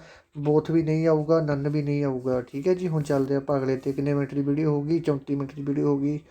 ਨਿਬੇੜ ਤੀ ਛੇਤੀ। ਨਕਸ਼ਿਆਂ ਦੀ ਖੋਜ ਕਿਸ ਨੇ ਕੀਤੀ ਸੀ?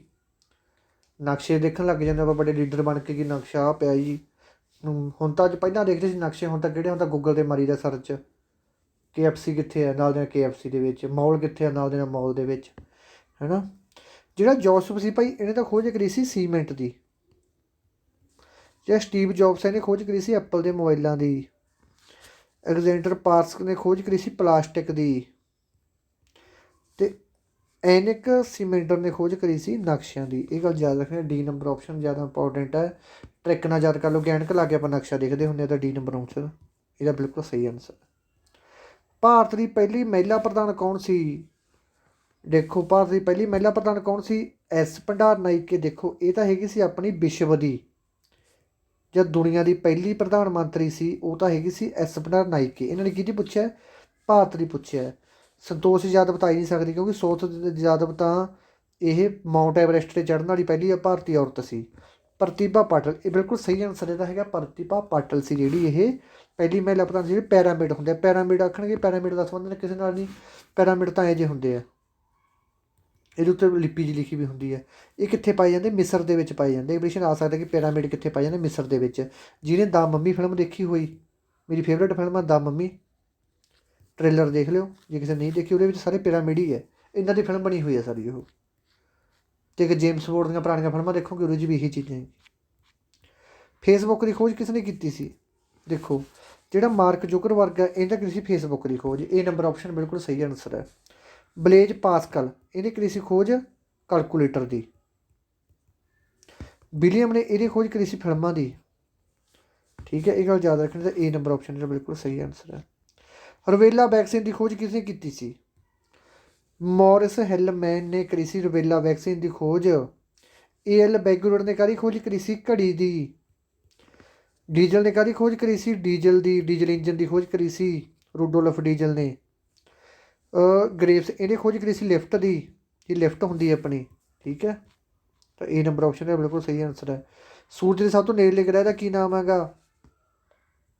ਬੁੱਧ, ਸ਼ੁੱਕਰ, ਪ੍ਰਿਥਵੀ, ਮੰਗਲ, ਬ੍ਰਹਿਸਪਤੀ। ਠੀਕ ਹੈ, ਤਾਂ ਸਭ ਤੋਂ ਨੇੜਲਾ ਗ੍ਰਹਿ ਕਿਹੜਾ ਹੋ ਗਿਆ? ਬੁੱਧ ਗ੍ਰਹਿ ਹੋ ਗਿਆ। ਇਹ ਗੱਲ ਯਾਦ ਰੱਖਣੀ। ਇਹ ਨੰਬਰ ਆਪਸ਼ਨ। ਧਰਤੀ ਆਪਣੇ ਧੁਰੇ ਦੇ ਵਾਲੇ ਕਿਸ ਦਿਸ਼ਾ ਵੱਲ ਘੁੰਮਦੀ ਹੈ? ਉੱਤਰ ਤੋਂ ਪੱਛਮ, ਪੂਰਬ ਤੋਂ ਪੱਛਮ, ਪੱਛਮ ਤੋਂ ਪੂਰਬ, ਦੱਖਣ ਤੋਂ ਪੂਰਬ। ਬਾਹਲੇ ਗਲਤ ਕਰਕੇ ਆਉਣਗੇ ਸਾਰੇ, ਇਹਦੇ ਆਨਸਰ ਲਾ ਕੇ ਆਉਣਗੇ, ਵਿੱਚ ਬਹੁਤ ਬੱਚੇ ਹੋਣਗੇ। ਪੂਰਬ ਤੋਂ ਪੱਛਮ, ਇਹ ਕੰਮ ਕਦੇ ਨਹੀਂ ਕਰਨਾ। ਠੀਕ ਹੈ, ਧਰਤੀ ਜਿਹੜੀ ਸੂਰਜ ਦੇ ਵਾਲੇ ਘੁੰਮਦੀ ਆ ਉਹ ਘੁੰਮਦੀ ਆ ਪੱਛਮ ਤੋਂ ਪੂਰਬ ਵੱਲ। ਕਿੱਥੇ ਪਏ ਪੱਛਮ ਤੋਂ ਪੂਰਬ ਵੱਲ? ਸੀ ਨੰਬਰ ਆਪਸ਼ਨ। ਠੀਕ ਹੈ, ਸਾਲ 2016 ਤੋਂ ਬਾਅਦ ਕਿਹੜਾ ਸਾਲ ਨੂੰ ਲੀਪ ਸਾਲ ਦਾ ਸਾਲ ਕਿਹਾ ਜਾਂਦਾ ਹੈ? ਪ੍ਰਸ਼ਨ ਪੁੱਛ ਸਕਦੇ ਨੇ। ਦੇਖੋ ਲੀਪ ਸਾਲ ਦੀ ਪਛਾਣ ਕੀ ਹੋਊਗੀ? ਜਿਹੜਾ ਸਾਲ ਵੀ, ਲਿਖ ਲਓ, ਜਿਹੜਾ ਸਾਲ 4 'ਤੇ ਵੰਡਿਆ ਜਾਂਦਾ ਹੈ ਉਸ ਸਾਲ ਨੂੰ ਹੀ ਲੀਪ ਸਾਲ ਕਿਹਾ ਜਾਂਦਾ ਹੈਗਾ। ਸਾਲ ਕਿਹਾ ਜਾਂਦਾ। ਹੁਣ ਆਖਣਗੇ ਲੀਪ ਦਾ ਸਾਲ ਕਿਵੇਂ ਬਣ ਜਾਂਦਾ ਜੀ? ਦੇਖੋ ਪੁੱਤਰੋ, ਆਪਣੀ ਧਰਤੀ 365 ਦਿਨਾਂ ਦੇ ਵਿੱਚ 3/65 ਸਹੀ 1/4 ਦਿਨਾਂ ਦੇ ਵਿੱਚ ਸੂਰਜ ਦੇ ਦੁਆਲੇ ਇੱਕ ਚੱਕਰ ਪੂਰਾ ਕਰਦੀ ਹੈ। ਕਹਿਣ ਦਾ ਮਤਲਬ ਕਿ 365 ਦਿਨ ਤਾਂ ਪੂਰਾ ਕਰਦੀ ਹੈ, ਜਿਹੜਾ ਇਹਦੂ 366ਵਾਂ ਦਿਨ ਹੁੰਦਾ ਹੈ ਉਹਦਾ ਚੌਥੇ ਹਿੱਸੇ 'ਚ ਪੂਰਾ ਕਰਦੀ ਹੈ। ਚੌਥੇ ਹਿੱਸੇ ਦੇ ਵਿੱਚ ਕਿਵੇਂ ਪੂਰਾ ਕਰਦੀ ਹੈ? 24 ਘੰਟੇ ਹੁੰਦੇ ਇੱਕ ਦਿਨ 'ਚ, 6 ਚੌਂਕਾ 24। ਠੀਕ ਹੈ, ਕਹਿਣ ਦਾ ਮਤਲਬ 365 ਦੇ ਨਾਲ 6 ਘੰਟੇ ਹੋਰ ਲੈ ਕੇ ਉਹ ਕੀ ਕਰਦੀ ਹੈ? ਚੱਕਰ ਪੂਰਾ ਕਰਦੀ ਹੈ। ਇਹ 6 ਜਿਹੜੇ ਹੁੰਦੇ 4 ਵਾਰੀ ਜੁੜ ਕੇ ਇੱਕ ਦਿਨ ਬਣ ਜਾਂਦਾ ਹੈਗਾ।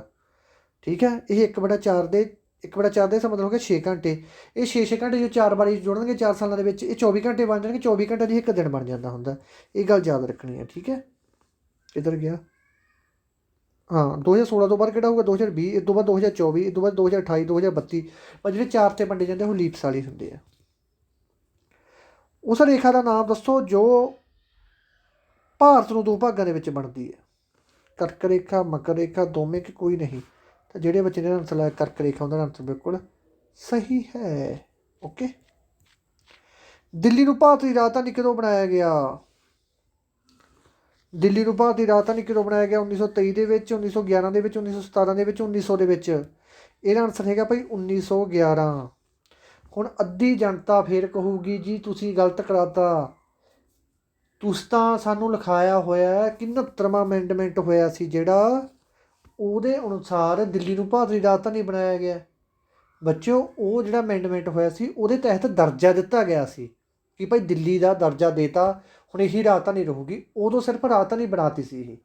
ਠੀਕ ਹੈ, ਇੱਥੇ ਨੂੰ ਪੱਕਾ ਮਤਲਬ ਲਿਖ ਕੇ ਦੇਤਾ, ਰਜਿਸਟਰੀ ਕਰਤੀ ਇਹਦੇ ਨਾਂ 'ਤੇ ਇੱਥੇ। ਠੀਕ ਹੈ, ਇਹ ਗੱਲ ਯਾਦ ਰੱਖਣੀ। 1911 'ਚ ਬਣੀ ਸੀ। ਇਹ ਤੋਂ ਪਹਿਲਾਂ ਰਾਜਧਾਨੀ ਕਿਹੜੀ ਹੁੰਦੀ ਸੀ ਤੁਸੀਂ ਦੱਸਣਾ? ਸ਼ਿਮਲਾ ਹੁੰਦੀ ਸੀ, ਕੋਈ ਹੋਰ ਹੁੰਦਾ ਸੀ? ਸਭ ਤੋਂ ਪਹਿਲਾਂ ਨਗਰ ਪਾਲਿਕਾ ਦੀ ਸਥਾਪਨਾ ਕਿਸ ਸਥਾਨ 'ਤੇ ਹੋਈ ਸੀ? ਮਦਰਾਸ ਦੇ ਵਿੱਚ ਹੋਈ ਸੀ, ਚੇਨਈ ਦੇ ਵਿੱਚ ਹੋਈ ਸੀ, ਦੋਵਾਂ ਦੇ ਵਿੱਚ ਹੋਈ ਸੀ, ਕੋਈ ਨਹੀਂ। ਤਾਂ ਇਹਦਾ ਆਨਸਰ ਹੈਗਾ ਦੋਵੇਂ, ਕਿਉਂਕਿ ਮਦਰਾਸ ਹੀ ਚੇਨਈ ਦਾ ਪੁਰਾਣਾ ਨਾਮ ਹੈਗਾ। ਚੇਨਈ ਨੂੰ ਪਹਿਲਾਂ ਮਦਰਾਸ ਕਿਹਾ ਜਾਂਦਾ ਸੀ, ਇਹ ਗੱਲ ਯਾਦ ਰੱਖਣੀ ਹੈ। ਠੀਕ ਹੈ। ਅਤੇ ਸਰਕਾਰ ਦੇ ਕਿੰਨੇ ਅੰਗ ਮੰਨੇ ਜਾਂਦੇ ਹਨ? ਸਰਕਾਰ ਦੇ 3 ਅੰਗ ਹੁੰਦੇ ਆ, ਤੁਹਾਨੂੰ ਕਰਵਾਏ ਵੇ ਆ। ਲੈਗਸਲੇਚਰ, ਐਗਜ਼ੀਕਿਊਟਿਵ ਅਤੇ ਜੁਡੀਸ਼ਰੀ।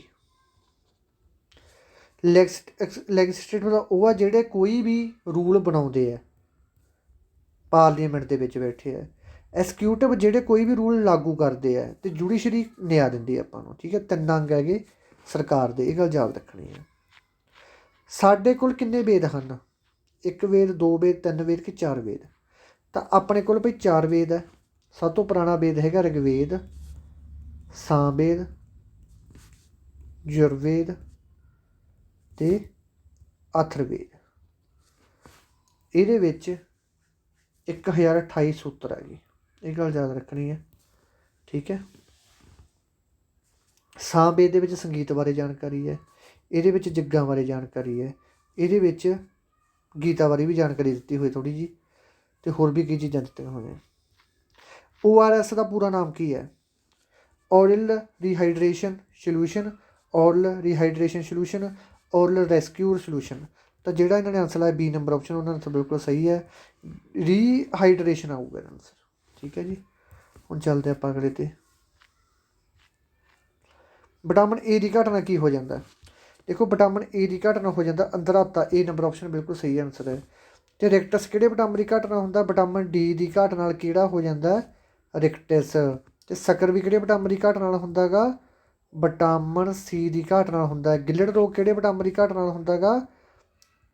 ਆਇਓਡੀਨ ਦੀ ਘਾਟ ਨਾਲ ਹੁੰਦਾ ਗਾ, ਇਹ ਗੱਲ ਯਾਦ ਰੱਖਣੀ ਹੈ। A ਨੰਬਰ ਆਪਸ਼ਨ ਦਾ ਬਿਲਕੁਲ ਸਹੀ ਆਨਸਰ ਹੈ। ਹੋਮ ਬੇਸਡ ਕੇਅਰ ਕਿਸ ਲਈ ਹੁੰਦੀ ਹੈ? ਹੋਮ ਬੇਸਡ ਦੇਖੋ, ਇੱਕ ਤਾਂ ਹੁੰਦੀ ਹੈ ਹੋਸਪਿਟਲ ਕੇਅਰ, ਇੱਕ ਹੁੰਦੀ ਹੈ ਹੋਮ ਬੇਸਡ ਕੇਅਰ। ਅੱਧੇ ਤਾਂ ਹੁਣ ਤੱਕ ਇਹੀ ਸਮਝੀ ਜਾਂਦੇ ਹੋਣਗੇ ਅਲੱਗ ਹੈ, ਆ ਵੀ ਇੱਕ, ਆ ਵੀ ਇੱਕ, ਇਹ ਅਲੱਗ ਅਲੱਗ ਹੁੰਦੀਆਂ। ਹੁਣ ਮੰਨ ਲਓ ਹਸਪਤਾਲ ਦੇ ਵਿੱਚੋਂ ਡਾਕਟਰ ਨੇ ਛੁੱਟੀ ਦੇ ਦਿੱਤੀ, ਠੀਕ ਹੈ, ਇਦੋਂ ਬਾਅਦ ਆਪਾਂ ਘਰੇ ਜਾ ਕੇ ਜਿਹੜੀ ਮਰੀਜ਼ ਦੀ ਸਾਂਭ ਸੰਭਾਲ ਕਰਦੇ ਹਾਂ ਉਹਨੂੰ ਆਪਾਂ ਹੋਮ ਬੇਸਡ ਕਹਿ ਦਿੰਦੇ ਹਾਂ। ਆਪਣਾ ਖਰਚ ਘਟਾਉਣ ਲਈ ਕਰਦੇ ਆਪਾਂ ਕਹਿੰਦੇ ਹੋਮ ਬੇਸਡ ਕਿਸ ਲਈ ਹੁੰਦੀ ਹੈ? ਆਪਣੇ ਗੁਣ ਦਿਖਾਉਣ ਲਈ ਕਰਦੇ ਕਿ ਆਪਾਂ ਆਪਦੇ ਆਪ 'ਚ ਡਾਕਟਰੀ ਦਿਖਾਈਏ, ਜਾਂ ਸਰੀਰਕ ਭਾਵਨਾਤਮਕ ਅਤੇ ਮਨੋਵਿਗਿਆਨਕ ਤੌਰ 'ਤੇ ਦੂਜੇ ਦੇ ਨਿਰਭਰ ਵਿਅਕਤੀ ਦੀ ਦੇਖਭਾਲ ਕਰਨੀ, ਜਾਂ ਕੋਈ ਨਹੀਂ। ਤਾਂ ਇਹਦਾ ਆਨਸਰ C ਨੰਬਰ ਆਪਸ਼ਨ ਆਊਗਾ। ਠੀਕ ਹੈ।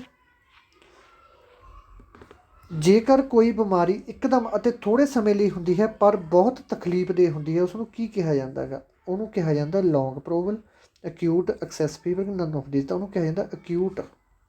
ਤਾਂ ਇਹਦੇ ਵਿੱਚ, ਇਹ ਬਿਮਾਰੀ ਦੇ ਵਿੱਚ ਅਕਸਰ ਡਾਕਟਰ ਕਹਿੰਦਾ ਕਿ ਭਾਈ ਇਹਨੂੰ ਹੋਮ ਬੇਸਡ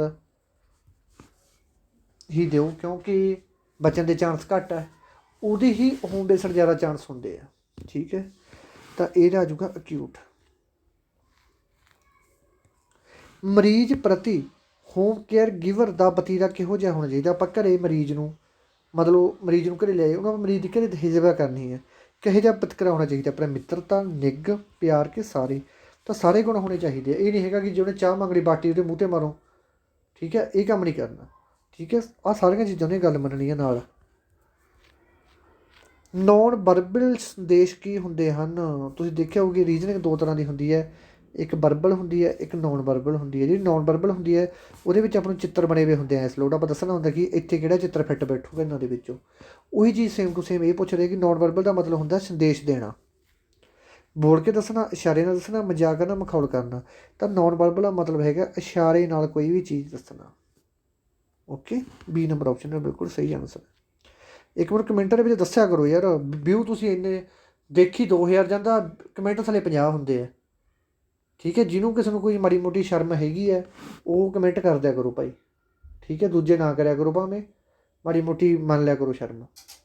ਠੀਕ ਹੈ। ਮੈਨੂੰ ਪਤਾ ਤੁਹਾਡਾ ਵਿੱਚ ਵਿੱਚ ਤਾਂ ਬੱਚੇ ਕਮੈਂਟ ਕਰਦੇ ਆ ਯਾਰ, ਤੁਸੀਂ ਐਂ ਦੱਸਦਾ ਕਰੋ ਜੀ ਬਹੁਤ ਵਧੀਆ ਹੈਗਾ, ਥੈਂਕ ਯੂ, ਕੁਛ ਤਾਂ ਕਿਹਾ ਕਰੋ। ਠੀਕ ਹੈ। ਜੇ ਅੱਜ ਭਾਈ ਕਮੈਂਟ ਤੁਹਾਡੇ 500 ਤੋਂ ਘੱਟ ਕਮੈਂਟ ਆਏ ਉਹਨਾਂ ਚਿਰ ਮੈਂ ਵੀਡੀਓ ਨਹੀਂ ਪਾਉਂਦਾ, ਇਹ ਗੱਲ ਦੇਖ ਲਿਓ। ਇਸ ਤੋਂ ਬਾਅਦ ਉਹ ਫੇਰ ਪਾਊਂਗਾ ਮੈਂ, ਜਦੋਂ ਤੁਸੀਂ ਕਮੈਂਟ ਆਇਆ ਤੁਹਾਡਾ 500 ਕਮੈਂਟ ਆਇਆ, ਇਸ ਤੋਂ ਬਾਅਦ ਅਗਲੀ ਵੀਡੀਓ ਪਾਊਂਗਾ, ਉਹਨਾਂ ਚਿਰ ਨਹੀਂ ਪਾਉਂਦਾ।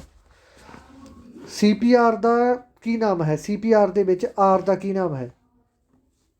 CPR ਕਿਦੋਂ ਦਿੱਤੀ ਜਾਂਦੀ? ਜਦੋਂ ਬੰਦੇ ਦੇ ਵਿੱਚ ਸਾਹ ਦੀ ਕਮੀ ਹੋ ਜਾਏ, ਸਾਹ ਨੂੰ ਹਟ, ਜਦੋਂ CPR ਦਿੱਤੀ ਜਾਂਦੀ ਹੈ। ਇਹਦਾ ਮਤਲਬ ਹੈਗਾ ਰੈਸੋਕਸੇਸ਼ਨ ਪੁਲਮੇਰੀ ਕਾਰਡੀਓ ਨਨ ਆਫ ਦੀ। ਜਿਹਨੇ ਪੁੱਛਿਆ CPR ਦੇ ਵਿੱਚ ਸੀ ਦਾ ਕੀ ਮਤਲਬ ਹੈ।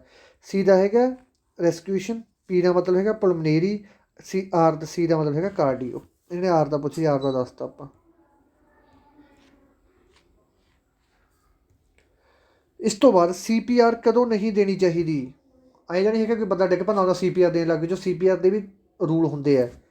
ਜਦੋਂ ਪੀੜਤ ਨੂੰ ਦਿਲ ਦਾ ਦੌਰਾ ਪਿਆ ਹੋਵੇ ਉਦੋਂ ਨਹੀਂ CPR ਦੇਣਾ। ਕਹਿੰਦਾ ਪਹਿਲਾਂ ਦੌਰਾ ਪਿਆ ਤਾਂ ਤੁਸੀਂ ਨੱਪ ਤੋਂ ਜਾ ਕੇ ਉਹਨੂੰ ਵਿਚਾਰੇ ਨੂੰ ਜਮੀ ਮਾਰ ਦੋਗੇ।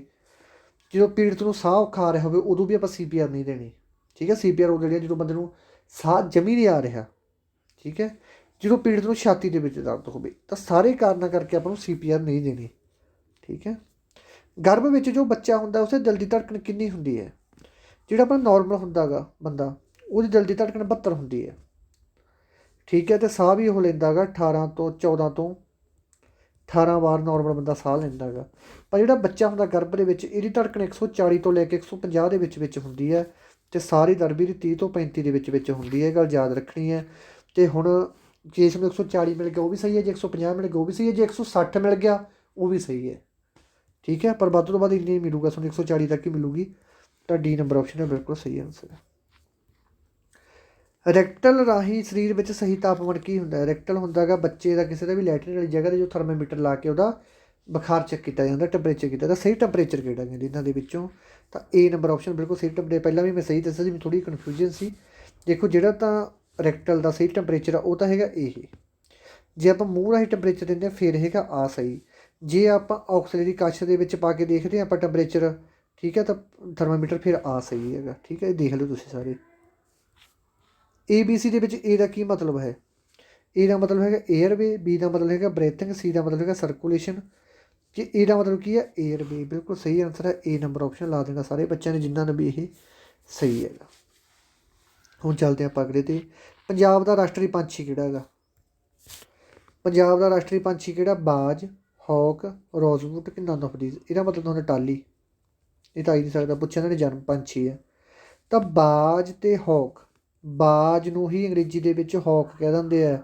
ਕਿਤੇ ਕਹੋ ਕਿ ਆਹ ਕੀ ਲਿਖਤਾ ਜੀ ਪੇਪਰ ਦੇ ਵਿੱਚ ਬਾਜ ਕਰਾ ਕੇ ਗਏ ਸੀ, ਇਸ ਤਰ੍ਹਾਂ ਹੋਰ ਹੀ ਕੁਛ ਲਿਖਿਆ ਪਿਆ, ਤਾਂ ਉਹ ਕੰਮ ਨਹੀਂ ਕਰਨਾ ਆਪਾਂ।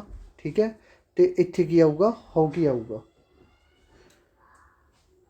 ਇਹ ਗੱਲ ਧਿਆਨ ਰੱਖਣੀ ਹੈ, ਕੀ ਆਊਗਾ ਇੱਥੇ ਹੌਕ ਆਊਗਾ, ਅਤੇ ਬਾਜ ਦਾ ਹੀ ਦੂਸਰਾ ਨਾਮ ਹੌਕ ਹੈ। ਤਾਂ ਇਹਦੇ ਵਿੱਚ ਇਹਦੇ ਏ ਅਤੇ ਬੀ ਦੋਨੇ ਆਨਸਰ ਹੀ ਆਉਣਗੇ। ਆਹ ਲਿਖਿਆ ਹੋਇਆ ਏ ਅਤੇ ਬੀ ਇਹਦਾ ਬਿਲਕੁਲ ਸਹੀ ਆਨਸਰ ਹੈਗਾ। ਹੁਣ ਚੱਲਦੇ ਆਪਾਂ ਅੱਗੇ। ਜਿਹੜਾ ਵਿਅਕਤੀ ਲੰਬੇ ਸਮੇਂ ਲਈ ਬਿਮਾਰ ਰਹਿੰਦਾ ਹੈ ਅਤੇ ਮੰਜੇ ਤੋਂ ਨਹੀਂ ਉਤਰ ਸਕਦਾ ਤਾਂ ਉਸਨੂੰ ਕੀ ਕਿਹਾ ਜਾਂਦਾ ਹੈ। ਬੈੱਡ ਰਿਡਨ, ਕਰੋਨਿਕ ਇਲਨੈਸ, ਡਿਜ਼ਾਈਬਲ ਕਿ ਨਨ ਆਫ ਦੀਜ਼। ਮੰਜੇ 'ਤੇ ਪਿਆ, ਰੀੜ੍ਹ ਦੀ ਹੱਡੀ ਦੇ ਵਿੱਚ ਨੁਕਸ ਹੈ, ਕਾਰਟੀਲੇਜਾਂ ਦੇ ਵਿੱਚ ਬਿੱਥ ਪੈ ਗਈ ਜਾਂ ਕੁਛ ਵੀ ਹੋ ਗਿਆ ਤਾਂ ਉਹਨੂੰ ਆਪਾਂ ਕਹਾਂਗੇ ਬੈੱਡ ਰਿਡਨ। ਠੀਕ ਹੈ, ਇਹ ਗੱਲ ਯਾਦ ਰੱਖਣੀ ਹੈ। ਦੱਸਿਓ ਜ਼ਰੂਰ ਭਾਈ ਕਿ ਲੈਕਚਰ ਕਿਵੇਂ ਲੱਗਾ, ਕਮੈਂਟ 'ਤੇ ਲਾਈਕ ਜ਼ਰੂਰ ਕਰਿਆ ਕਰੋ। ਠੀਕ ਹੈ, ਇਹ ਗੱਲ ਯਾਦ ਰੱਖਣੀ ਹੋ। ਅਤੇ ਦੂਸਰੀ ਗੱਲ ਬੱਚੇ ਕਹਿ ਰਹੇ ਸੀ ਤੁਸੀਂ ਜੀ ਮੋਕ ਟੈਸਟ, ਬੱਚੋਂ ਮੈਂ ਤੁਹਾਨੂੰ ਕਿੰਨੇ ਵਾਰ ਦੱਸਿਆ ਕਿ ਮੈਂ ਮੋਕ ਟੈਸਟ ਪੇਡ ਨਹੀਂ, ਮੈਂ ਕੋਈ ਵੀ ਚੀਜ਼ ਪੇਡ ਨਹੀਂ ਵੇਚਦਾ।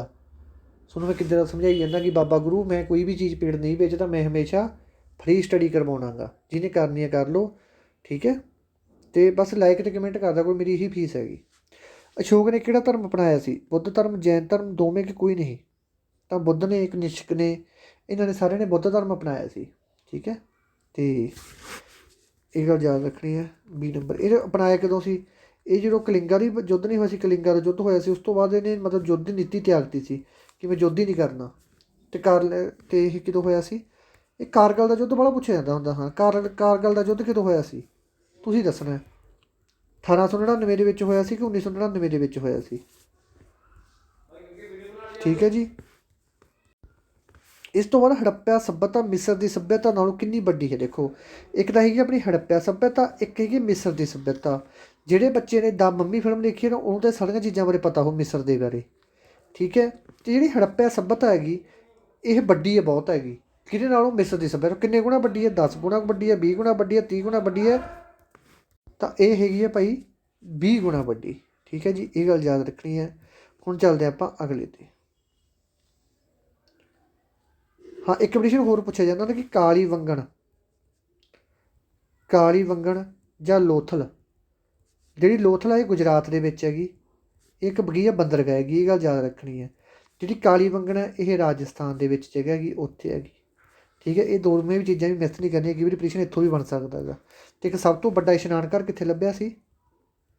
ਇਸ਼ਨਾਨ ਘਰ ਕਿੱਥੇ ਲੱਭਿਆ ਸੀ ਸਭ ਤੋਂ ਵੱਡਾ? ਮੋਹਨਜੋਦੜੋ ਦੇ ਵਿੱਚ। ਇੱਕ ਇਹ ਪ੍ਰਸ਼ਨ ਪੁੱਛਿਆ ਜਾ ਸਕਦਾ। ਇੱਕ ਪ੍ਰਸ਼ਨ ਉਸ ਪੁੱਛਿਆ ਜਾ ਸਕਦਾ ਕਿ ਜਿਹੜੇ ਘਰ ਬਣੇ ਸੀ ਹੜੱਪਾ ਸੱਭਿਆ ਲੋਕਾਂ ਨੇ ਕਿਹੋ ਜਿਹੇ ਬਣੇ ਸੀ? ਪੱਕੀਆਂ ਇੱਟਾਂ ਦੇ ਬਣੇ ਹੋਏ ਸਨ। ਜਿਹੜੀਆਂ ਉਹਨਾਂ ਦੀਆਂ ਇੱਟਾਂ ਸੀ ਉਹਨਾਂ ਦਾ ਸਾਂਚਾ ਵੀ ਸਾਰਿਆਂ ਦਾ ਇੱਕੋ ਜਿਹਾ ਸੀ, ਉਨੀ ਲੰਬਾਈ ਸੀ ਉਨੀ ਚੜਾਈ ਸੀ ਉਹਨਾਂ ਦੀ। ਇਹ ਗੱਲ ਵੀ ਯਾਦ ਰੱਖਣੀ, ਵਰਗ ਦੇ ਵਿੱਚ ਸੀ ਇੱਟਾਂ ਉਹਨਾਂ ਦੀਆਂ। ਅਤੇ ਇੱਕ ਉਹਨਾਂ ਸਭ ਤੋਂ ਸਾਫ ਸੁਥਰਾ ਸੀ। ਅਤੇ ਕਿੰਨੀਆਂ ਜਾਤੀਆਂ ਦੇ ਵਿੱਚ ਵੰਡਿਆ ਹੋਇਆ ਸੀ? 4 ਜਾਤੀਆਂ ਦੇ ਵਿੱਚ ਵੰਡਿਆ ਹੋਇਆ ਸੀ ਸਮਾਜ ਉਹਨਾਂ ਦਾ। ਕਿਹੜੇ? ਬ੍ਰਾਹਮਣ, ਖੱਤਰੀ, ਸ਼ੂਦਰ, ਇੱਕ ਤਾਂ ਸੀ ਬ੍ਰਾਹਮਣ, ਖੱਤਰੀ, ਵੈਸ਼ ਅਤੇ ਸ਼ੂਦਰ। ਠੀਕ ਹੈ, 4 ਕੈਟਾਗਰੀਆਂ 'ਚ ਵੰਡਿਆ ਹੋਇਆ ਸੀ। ਮੁਗਲ ਬਾਦਸ਼ਾਹ ਅਕਬਰ ਨੇ ਪੰਜਾਬ ਨੂੰ ਕਿੰਨੇ ਭਾਗਾਂ ਦੇ ਵਿੱਚ ਵੰਡਿਆ ਸੀ? ਮੁਗਲ ਬਾਦਸ਼ਾਹ ਅਕਬਰ ਨੇ ਪੰਜਾਬ ਨੂੰ 1 ਭਾਗ 'ਚ ਵੰਡਿਆ ਸੀ, 2 ਕਿ 3 'ਚ, 4 'ਚ। ਤਾਂ ਇਹਨਾਂ ਨੇ 2 ਭਾਗਾਂ ਦੇ ਵਿੱਚ ਵੰਡਿਆ ਸੀ। 2 ਮਤਲਬ ਕਿਹੜੇ? ਲਾਹੌਰ ਅਤੇ ਮੁਲਤਾਨ। ਇਹ 2 ਭਾਗਾਂ ਦੇ ਵਿੱਚ ਵੰਡਿਆ ਸੀ ਮੁਗਲ ਬਾਦਸ਼ਾਹ ਅਕਬਰ ਨੇ। ਅਤੇ ਇੱਕ ਪ੍ਰਸ਼ਨ ਹੋਰ ਵੀ ਆ ਸਕਦਾ ਹੈਗਾ ਕਿ ਜਿਹੜੀ ਜਿੱਥੇ ਆਪਣਾ ਸ਼੍ਰੀ ਰਾਮਦਾਸਪੁਰਾ ਬਚਿਆ ਹੋਇਆ, ਜਿਹਨੂੰ ਅੱਜ ਦੇ ਟਾਈਮ ਦੇ ਵਿੱਚ ਆਪਾਂ ਸ਼੍ਰੀ ਹਰਿਮੰਦਰ ਸਾਹਿਬ ਜਾਂ ਅੰਮ੍ਰਿਤਸਰ ਕਹਿ ਦਿੰਦੇ ਹਾਂ, ਉਹਦੇ ਵਾਸਤੇ ਜ਼ਮੀਨ ਦਾਨ ਕੀਤੀ ਸੀ, ਉਹ ਕਿਹੜੇ ਮੁਗਲ ਬਾਦਸ਼ਾਹ ਨੇ ਕੀਤੀ ਸੀ? ਤਾਂ ਉਹ ਵੀ ਮੁਗਲ ਬਾਦਸ਼ਾਹ ਅਕਬਰ ਨੇ ਕੀਤੀ ਸੀ। ਠੀਕ ਹੈ, ਬੀਬੀ ਭਾਨੀ ਨੂੰ। ਇਹ ਗੱਲ ਯਾਦ ਰੱਖਣੀ ਹੈ। ਅਰਾਵਲੀ ਪਰਬਤ ਦੀ ਸਭ ਤੋਂ ਉੱਚੀ ਚੋਟੀ ਕਿਹੜੀ ਹੈ? ਅਰਾਵਲੀ ਪਰਬਤ ਦੀ ਸਭ ਤੋਂ ਉੱਚੀ ਚੋਟੀ ਗੁਰੂ ਟਿੱਲਾ, ਗੁਰੂ ਸ਼ਿਖਰ, ਗੁਰੂ ਤਿੱਖੜ ਕਿ ਕੋਈ ਨਹੀਂ? ਤਾਂ ਇਹ ਹੈਗੀ ਆ ਬਈ ਗੁਰੂ ਸ਼ਿਖਰ ਸਭ ਤੋਂ ਉੱਚੀ ਚੋਟੀ ਹੈ। ਕਿੰਨੀ? 1722 ਮੀਟਰ। ਆਹ ਡਾਟਾ ਵੀ ਨਾਲ ਰੱਖਣਾ ਜਿਹੜਾ ਤੁਹਾਨੂੰ ਕਰਵਾਇਆ ਹੋਇਆ। ਸਭ ਤੋਂ ਲੰਬਾ ਸਮੁੰਦਰੀ ਬੀਚ ਕਿੱਥੇ ਹੈ? ਮਰੀਨਾ, ਚੇਨਈ, ਦੋਵੇਂ ਕਿ ਕੋਈ ਨਹੀਂ? ਤਾਂ ਸਭ ਤੋਂ ਵੱਡਾ ਜਿਹੜਾ ਸਮੁੰਦਰੀ ਬੀਚ ਹੈ ਉਹ ਹੈਗਾ ਆਪਣਾ ਮਰੀਨਾ। ਇਹ ਗੱਲ ਯਾਦ ਰੱਖਣੀ ਹੈ। A ਨੰਬਰ ਆਪਸ਼ਨ ਦਾ ਬਿਲਕੁਲ ਸਹੀ ਆਨਸਰ ਹੈਗਾ। ਥੋੜ੍ਹੀ ਐਡਜਸਟਮੈਂਟ ਕਰ ਲਓ ਨਾ, ਵਿੱਚ ਬਾਬਾ ਜੀ ਪਾਠ ਕਰਨ ਲੱਗ ਗਏ ਆਪਣੇ, ਤਾਂ ਥੋੜ੍ਹੇ ਪ੍ਰਸ਼ਨ ਹੀ ਰਹਿ ਗਏ ਅਤੇ ਜਲਦੀ ਆਪਾਂ ਲਾ ਦਈਏ। ਇਸ ਤੋਂ ਬਾਅਦ ਧਰਤੀ ਦਿਵਸ ਕਦੋਂ ਮਨਾਇਆ ਜਾਂਦਾ? ਜਿਹੜਾ ਧਰਤੀ ਦਿਵਸ ਮਨਾਇਆ ਜਾਂਦਾ ਭਾਈ, ਇਹ ਮਨਾਇਆ ਜਾਂਦਾ ਆਪਣਾ 22 ਅਪ੍ਰੈਲ, 22 ਜੂਨ, 14 ਜੂਨ ਕਿ 5 ਜੂਨ। ਤਾਂ ਇਹ ਮਨਾਇਆ ਜਾਂਦਾ ਆਪਣਾ 22 ਅਪ੍ਰੈਲ ਨੂੰ ਧਰਤੀ ਦਿਵਸ ਮਨਾਇਆ ਜਾਂਦਾ ਗਾ। ਇਸ ਤੋਂ ਬਾਅਦ ਅਗਲਾ, ਵਿਸ਼ਵ ਦੀ ਛੱਤ ਕਿਸ ਨੂੰ ਕਿਹਾ ਜਾਂਦਾ ਗਾ? ਤਿੱਬਤ ਨੂੰ, ਉੱਤਰਾਖੰਡ, ਚੀਨ ਕਿ ਕੋਈ ਨਹੀਂ? ਤਾਂ ਤਿੱਬਤ ਦੀ ਛੱਤ ਕਿਹਾ ਜਾਂਦਾ ਗਾ, ਉਹ ਵਿਸ਼ਵ ਦੀ ਛੱਤ ਕਿਹਾ ਜਾਂਦਾ ਤਿੱਬਤ ਨੂੰ। ਚੀਨ ਤੋਂ ਗੱਲ ਇੱਥੇ ਸਭ ਤੋਂ ਇੱਕ ਗੱਲ, ਨੰਦਾ ਦੇਵੀ, ਕਿਹੜੀ? ਨੰਦਾ ਦੇਵੀ ਸਭ ਤੋਂ ਉੱਚੀ ਚੋਟੀ ਹੈ। ਇਹ ਕਿੱਥੇ ਸਥਿਤ ਹੈ? ਉੱਤਰਾਖੰਡ ਦੇ ਵਿੱਚ ਸਥਿਤ ਹੈ। ਇੱਕ ਇਹ ਗੱਲ ਯਾਦ ਰੱਖਣੀ ਹੈ। ਇੱਕ ਤੁਹਾਨੂੰ ਹੋਰ ਦੱਸ ਦਾਂਗਾ, ਟੀਰੀ ਡੈਮ ਹੈ ਜਿਹੜਾ ਇਹ ਭਾਗੀਰਥੀ 'ਤੇ ਬਣਿਆ ਹੋਇਆ ਹੈਗਾ। ਭਾਗੀਰਥੀ ਕਿਹਦਾ ਦੂਸਰਾ ਨਾਮ ਹੈਗਾ? ਗੰਗਾ ਨਦੀ ਦਾ ਹੀ ਦੂਸਰਾ ਨਾਮ ਭਾਗੀਰਥੀ ਹੈ। ਤਾਂ ਇਹ ਵੀ ਜਿਹੜਾ ਬਣਿਆ ਹੋਇਆ ਇਹ ਵੀ ਉੱਤਰਾਖੰਡ ਦੇ ਵਿੱਚ ਬਣਿਆ ਹੋਇਆ ਹੈ। ਠੀਕ ਹੈ। ਚੀਨ, ਭਾਰਤ ਅਤੇ ਚੀਨ ਦੇ ਵਿਚਾਲੇ ਕਿਹੜੀ ਲਾਈਨ ਖਿੱਚੀ ਹੋਈ ਹੈ? ਬਾਰਡਰ ਲਾਈਨ ਕਿਹੜੀ ਹੈਗੀ? ਮੈਕਮੋਹਨ। ਠੀਕ ਹੈ ਜੀ। ਦੇਖੋ ਬੱਚੋ, ਇਹਨੀ ਡਿਟੇਲ ਦੇ ਵਿੱਚ ਪ੍ਰਸ਼ਨ ਕਰਵਾ ਰਿਹਾ ਹੈਗਾ। ਹੁਣ ਤੁਸੀਂ ਮਾਰੇ ਹੋਵੋਗੇ ਜੇ ਪੇਪਰ 'ਚ ਕੋਈ ਪ੍ਰਸ਼ਨ ਛੱਡਿਆ ਹੀ। ਠੀਕ ਹੈ। ਖੇਤਰਫਲ ਪੱਖੋਂ ਸਭ ਤੋਂ ਵੱਡਾ ਰਾਜ ਕਿਹੜਾ ਭਾਰਤ ਦਾ? ਤਾਂ ਬਿਹਾਰ, ਰਾਜਸਥਾਨ, ਗੋਆ ਕਿ ਉੱਤਰ ਪ੍ਰਦੇਸ਼? ਖੇਤਰਫਲ ਦੀ ਗੱਲ ਜਿੱਥੇ ਵੀ ਕਰਨਗੇ ਤਾਂ ਸਭ ਤੋਂ ਵੱਡਾ ਹੋਊਗਾ ਰਾਜਸਥਾਨ। ਜੇ ਖੇਤਰਫਲ ਪੱਖੋਂ ਸਭ ਤੋਂ ਛੋਟਾ ਪੁੱਛ ਲਿਆ ਤਾਂ ਗੋਆ। ਜੇ ਪੁੱਛ ਲਿਆ ਸਾਰੀ ਦੁਨੀਆ ਦੇ ਵਿੱਚ ਸਭ ਤੋਂ ਛੋਟੀ ਸਿਟੀ ਜਾਂ ਛੋਟਾ ਦੇਸ਼ ਕਿਹੜਾ ਹੈਗਾ, ਉਹ ਹੈਗਾ ਗਾ ਵੈਟਿਕਨ ਸਿਟੀ। ਠੀਕ ਹੈ, ਸਭ ਤੋਂ ਛੋਟੀ ਸਿਟੀ ਹੈ, ਦੇਸ਼ ਹੈਗਾ। ਖੇਤਰਫਲ ਪੱਖੋਂ ਸਾਰੀ ਦੁਨੀਆ ਦੇ ਵਿੱਚ ਖੇਤਰਫਲ ਪੱਖੋਂ ਭਾਰਤ ਦਾ ਸਾਰੀ ਦੁਨੀਆ ਦੇ ਵਿੱਚ ਕਿੰਨਾ ਸਥਾਨ ਹੈਗਾ? ਦੇਖੋ, ਜੇ ਤਾਂ ਆਪਾਂ ਗੱਲ ਕਰੀਏ ਜਨਸੰਖਿਆ ਦੇ ਹਿਸਾਬ 'ਤੇ ਤਾਂ ਜਨਸੰਖਿਆ ਦੇ ਵਿੱਚ ਤਾਂ ਆਪਣਾ ਹੈਗਾ ਦੂਸਰਾ ਸਥਾਨ। ਠੀਕ ਹੈ, ਇਹ ਗੱਲ ਯਾਦ ਰੱਖਣੀ ਹੈ। ਪਹਿਲੇ ਨੰਬਰ 'ਤੇ ਕਿਹੜਾ? ਚੀਨ। ਅਤੇ ਜੇ ਗੱਲ ਕਰੀਏ ਖੇਤਰਫਲ ਦੀ ਤਾਂ ਖੇਤਰਫਲ ਦੇ ਵਿੱਚ ਸਭ ਤੋਂ ਵੱਡਾ ਤਾਂ ਹੈਗਾ ਗਾ ਰੂਸ ਪਹਿਲੇ ਨੰਬਰ 'ਤੇ। ਅਤੇ ਭਾਰਤ ਕਿੰਨੇ ਨੰਬਰ 'ਤੇ ਆਉਂਦਾ ਗਾ? ਭਾਰਤ ਆਉਂਦਾ 7ਵੇਂ ਨੰਬਰ 'ਤੇ। ਇਹ ਗੱਲ ਯਾਦ ਰੱਖਣੀ ਹੈ ਜੀ। ਠੀਕ ਹੈ। ਜਨਸੰਖਿਆ ਦੇ ਵਿੱਚ ਆਪਾਂ ਦੂਸਰੇ ਨੰਬਰ 'ਤੇ ਆਉਣੇ ਆ। ਅਤੇ ਦੁੱਧ ਉਤਪਾਦਨ ਦੇ ਵਿੱਚ ਵੀ ਆਪਾਂ ਕਿੰਨੇ ਨੰਬਰ 'ਤੇ ਆਉਣੇ ਆ? ਦੂਸਰੇ ਨੰਬਰ 'ਤੇ ਆਉਣੇ ਆ। ਦੁੱਧ ਉਤਪਾਦਨ ਦੇ ਵਿੱਚ ਆਪਾਂ ਪਹਿਲੇ ਨੰਬਰ 'ਤੇ ਆਉਣੇ ਆ। ਦੂਸਰੇ ਨੰਬਰ 'ਤੇ ਆਉਂਦਾ USA। ਤੀਜੇ ਨੰਬਰ 'ਤੇ ਆਉਣਾ ਚੀਨ। ਭਾਰਤ ਦੇ ਵਿੱਚ ਸਭ ਤੋਂ ਵੱਧ ਦੁੱਧ ਕਿਹੜੀ ਸਟੇਟ ਦੇ ਵਿੱਚ ਪੈਦਾ ਕੀਤਾ ਜਾਂਦਾ ਗਾ? ਹਰਿਆਣਾ ਦੇ ਵਿੱਚ। ਹਰਿਆਣਾ ਦੇ ਵਿੱਚ ਕਿਹੜੇ ਜ਼ਿਲ੍ਹੇ ਦੇ ਵਿੱਚ? ਕਰਨਾਲ ਜ਼ਿਲ੍ਹੇ ਦੇ ਵਿੱਚ। ਓਕੇ ਜੀ, ਚਲੋ ਚੱਲਦੇ ਹਾਂ ਅਗਲੇ 'ਤੇ। ਸਹਾਰੇ ਦੀ ਮਦਦ ਨਾਲ ਮਰੀਜ਼ ਨੂੰ ਬੈੱਡ ਤੋਂ ਵੀਲਚੇਅਰ ਅਤੇ ਵੀਲਚੇਅਰ ਤੋਂ ਬਾਥਰੂਮ ਆਦਿ ਲਿਜਾਣ ਨੂੰ ਕੀ ਕਿਹਾ ਜਾਂਦਾ ਹੈ? ਕਰਚੱਜ, ਐਂਬੂਲੇਟ, ਸੰਤੁਲਨ ਮਰੀਜ਼ ਕਿ ਕੋਈ ਨਹੀਂ? ਤਾਂ ਇਹਦਾ ਆਨਸਰ ਹੈਗਾ B ਨੰਬਰ। ਕਿਵੇਂ ਪੁੱਛਣਗੇ ਕਰਚੱਜ ਕੀ ਹੁੰਦਾ? ਕਰਚੱਜ ਉਹ ਹੁੰਦਾ ਬੱਚੋ ਜਦੋਂ ਕੋਈ ਮਰੀਜ਼ ਉੱਠ ਨਹੀਂ ਸਕਦਾ, ਉਹਨੂੰ ਆਪਾਂ ਉਹਦੇ ਸਹਾਰੇ ਨਾਲ ਉਠਾਉਣਾ, ਉਹਨੂੰ ਆਪਾਂ ਕਹਿੰਦੇ ਨੇ ਕਰਚੱਜ। ਠੀਕ ਹੈ। ਸਰੀਰ ਦੀ ਸਭ ਤੋਂ ਛੋਟੀ ਇਕਾਈ ਕਿਹੜੀ? ਆਪਣਾ ਸਰੀਰ ਕਿਤੋਂ ਬਣਿਆ ਗਾ? ਟਿਸ਼ੂ ਤੋਂ, ਸੈੱਲ ਤੋਂ, ਨਰਵਸ ਸੈੱਲ, ਸਟੈਪਿਸ ਤਾਂ ਹੱਡੀ ਹੈ ਜਿਹੜੀ ਆਪਣੇ ਸਰੀਰ ਦੀ ਸਭ ਤੋਂ ਛੋਟੀ ਹੱਡੀ ਹੈ। ਨਰਵਸ ਸੈੱਲ ਨਾਲ ਤਾਂ ਆਪਣਾ ਕੋਈ ਦਿਮਾਗ ਦੇ ਵਿੱਚ ਹੁੰਦੇ, ਇਹਨਾਂ ਦਾ ਕੋਈ ਸੰਬੰਧ ਹੀ ਨਹੀਂ। ਤਾਂ ਟਿਸ਼ੂ ਅਤੇ ਸੈੱਲ ਅਤੇ ਬਹੁਤ ਸਾਰੇ ਸੈੱਲਾਂ ਤੋਂ ਮਿਲ ਕੇ ਟਿਸ਼ੂ ਬਣਦਾ, ਤਾਂ ਕਰਕੇ ਕਿਹੜੀ ਛੋਟੀ ਇਕਾਈ ਹੋ ਗਈ?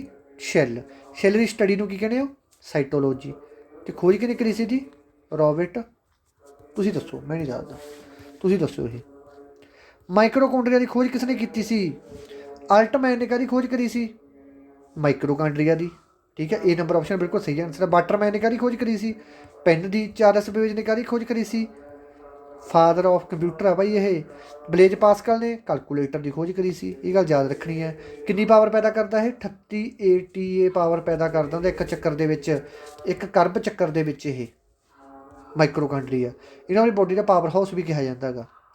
ਕੂਕਾ ਮੂਵਮੈਂਟ ਕਿਸ ਨੇ ਚਲਾਈ ਸੀ? ਇਹਦੇ ਵਿੱਚ ਬਹੁਤ ਬੱਚੇ ਕਨਫਿਊਜ਼ਨ ਹੋਣਗੇ ਭਾਈ, ਮੈਂ ਵੀ ਇਹ 'ਚ ਬਹੁਤ ਬੜੀ ਕਨਫਿਊਜ਼ਨ ਹੁੰਦਾ, ਸਿੱਧੀ ਗੱਲ ਦੱਸਦਾ। ਕਿਉਂਕਿ ਇਹਦੇ ਵਿੱਚ ਦੋ ਚੀਜ਼ਾਂ ਬਣਦੀਆਂ ਹੈਗੀਆਂ। ਜਿਹੜੀ ਕੂਕਾ ਮੂਵਮੈਂਟ ਸੀ ਇਹਦਾ ਸੰਸਥਾਪਕ ਤਾਂ ਹੋਰ ਸੀ, ਅਤੇ ਜਿਹੜੀ ਇਹ ਸੰਸਥਾ ਅੱਗੇ ਵਧਾਈ ਸੀ ਇਹ ਵਧਾਈ ਸੀ ਕਿਸੇ ਹੋਰ ਨੇ। ਜਿਹੜਾ ਸੰਸਥਾਪਕ ਆ ਉਹ ਤਾਂ ਹੈਗਾ ਨਾ ਬਾਲਕ ਸਿੰਘ, ਜਿਹਨੇ ਅੱਗੇ ਚਲਾਈ ਸੀ ਉਹ ਹੈਗਾ ਸੀ ਰਾਮ ਸਿੰਘ।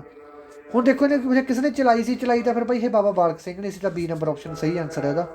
ਠੀਕ ਹੈ, ਇਹ ਗੱਲ ਯਾਦ ਰੱਖਣੀ ਜੇ ਸਕਸੈਸਰ ਪੁੱਛ ਲੈਂਦੇ। ਇਹ ਤੋਂ ਬਾਅਦ ਅੰਮ੍ਰਿਤਸਰ ਦੀ ਸੰਧੀ ਕਦੋਂ ਹੋਈ ਸੀ? ਅੰਮ੍ਰਿਤਸਰ ਦੀ ਸੰਧੀ ਹੋਈ ਸੀ ਕਹਿੰਦੇ 1805, 1807, 1808 ਕਿ 1809 ਦੇ ਵਿੱਚ। ਤਾਂ D ਨੰਬਰ ਆਪਸ਼ਨ ਬਿਲਕੁਲ ਸਹੀ ਹੈ, 1809 ਦੇ ਵਿੱਚ ਹੋਈ ਸੀ। ਪਹਿਲੀ ਸਿੱਖ ਐਗਲੋ ਵਾਰ ਕਦੋਂ ਹੋਈ ਸੀ? 1846 ਦੇ ਵਿੱਚ ਹੋਈ ਸੀ। ਪਹਿਲੀ ਸਿੱਖ ਐਗਲੋ ਵਾਰ ਦੇ ਵਿੱਚ 5 ਜੰਗਾਂ ਹੋਈਆਂ ਸੀ, ਜਿਹਦੇ ਵਿੱਚੋਂ ਇੱਕ ਜੰਗ ਹੀ ਆਪਾਂ ਜਿੱਤੀ ਸੀ, ਬੈਰੋਵਾਲ ਦੀ। ਠੀਕ ਹੈ, ਬੈਰੋਵਾਲ ਦੀ ਜੰਗ ਹੀ ਆਪਾਂ ਜਿੱਤੀ ਸੀ, ਬਾਕੀ ਸਾਰੀਆਂ ਆਪਾਂ ਹਾਰ ਗਏ ਸੀ। ਜਿਹੜਾ ਦੂਸਰੀ ਐਂਗਲੋ ਸਿੱਖ ਵਾਰ ਹੋਈ ਸੀ 1849 ਦੇ ਵਿੱਚ, ਉਹਦੇ ਵਿੱਚ ਆਪਾਂ 4 ਜੰਗਾਂ ਲੜੀਆਂ ਸੀ, ਜਿਹਦੇ ਵਿੱਚ 2 ਜਿੱਤੀਆਂ ਸੀ ਅਤੇ 2 ਹੀ ਆਪਾਂ ਹਾਰ ਗਏ ਸੀ। ਇਹ ਗੱਲ ਯਾਦ ਰੱਖਣੀ ਹੈ। ਮਹਾਰਾਜਾ ਰਣਜੀਤ ਸਿੰਘ ਦਾ ਸੰਬੰਧ ਕਿਸੇ ਮਿਸ਼ਨ ਨਾਲ ਹੈ? ਨਲੂਆ ਮਿਸ਼ਨ ਨਾਲ। ਇਹਦਾ ਤਾਂ ਹਰੀ ਸਿੰਘ ਸੀ। ਭੰਗੀ ਮਿਸਲ ਦਾ ਸੱਚ ਹਰੀ ਸਿੰਘ ਸੀ, ਨਲੂਆ ਮਿਸ਼ਨ ਦਾ ਨਹੀਂ ਸੀ ਇਹ। ਨਿਹੰਗ ਮਿਸਲ ਕੇ ਸ਼ੁਕਰ ਚੱਕੀ ਹੈ। ਅਤੇ ਜਿਹੜੇ ਮਹਾਰਾਜਾ ਰਣਜੀਤ ਸਿੰਘ ਸੀ ਇਹ ਸ਼ੁਕਰ ਚੱਕੀ ਮਿਸਲ ਦੇ ਸਨ। ਪਿਤਾ ਦਾ ਨਾਂ ਸੀ ਇਹਦਾ ਮਹਾ ਸਿੰਘ। ਠੀਕ ਹੈ, ਇਹ ਗੱਲ ਯਾਦ ਰੱਖਣੀ ਹੈ।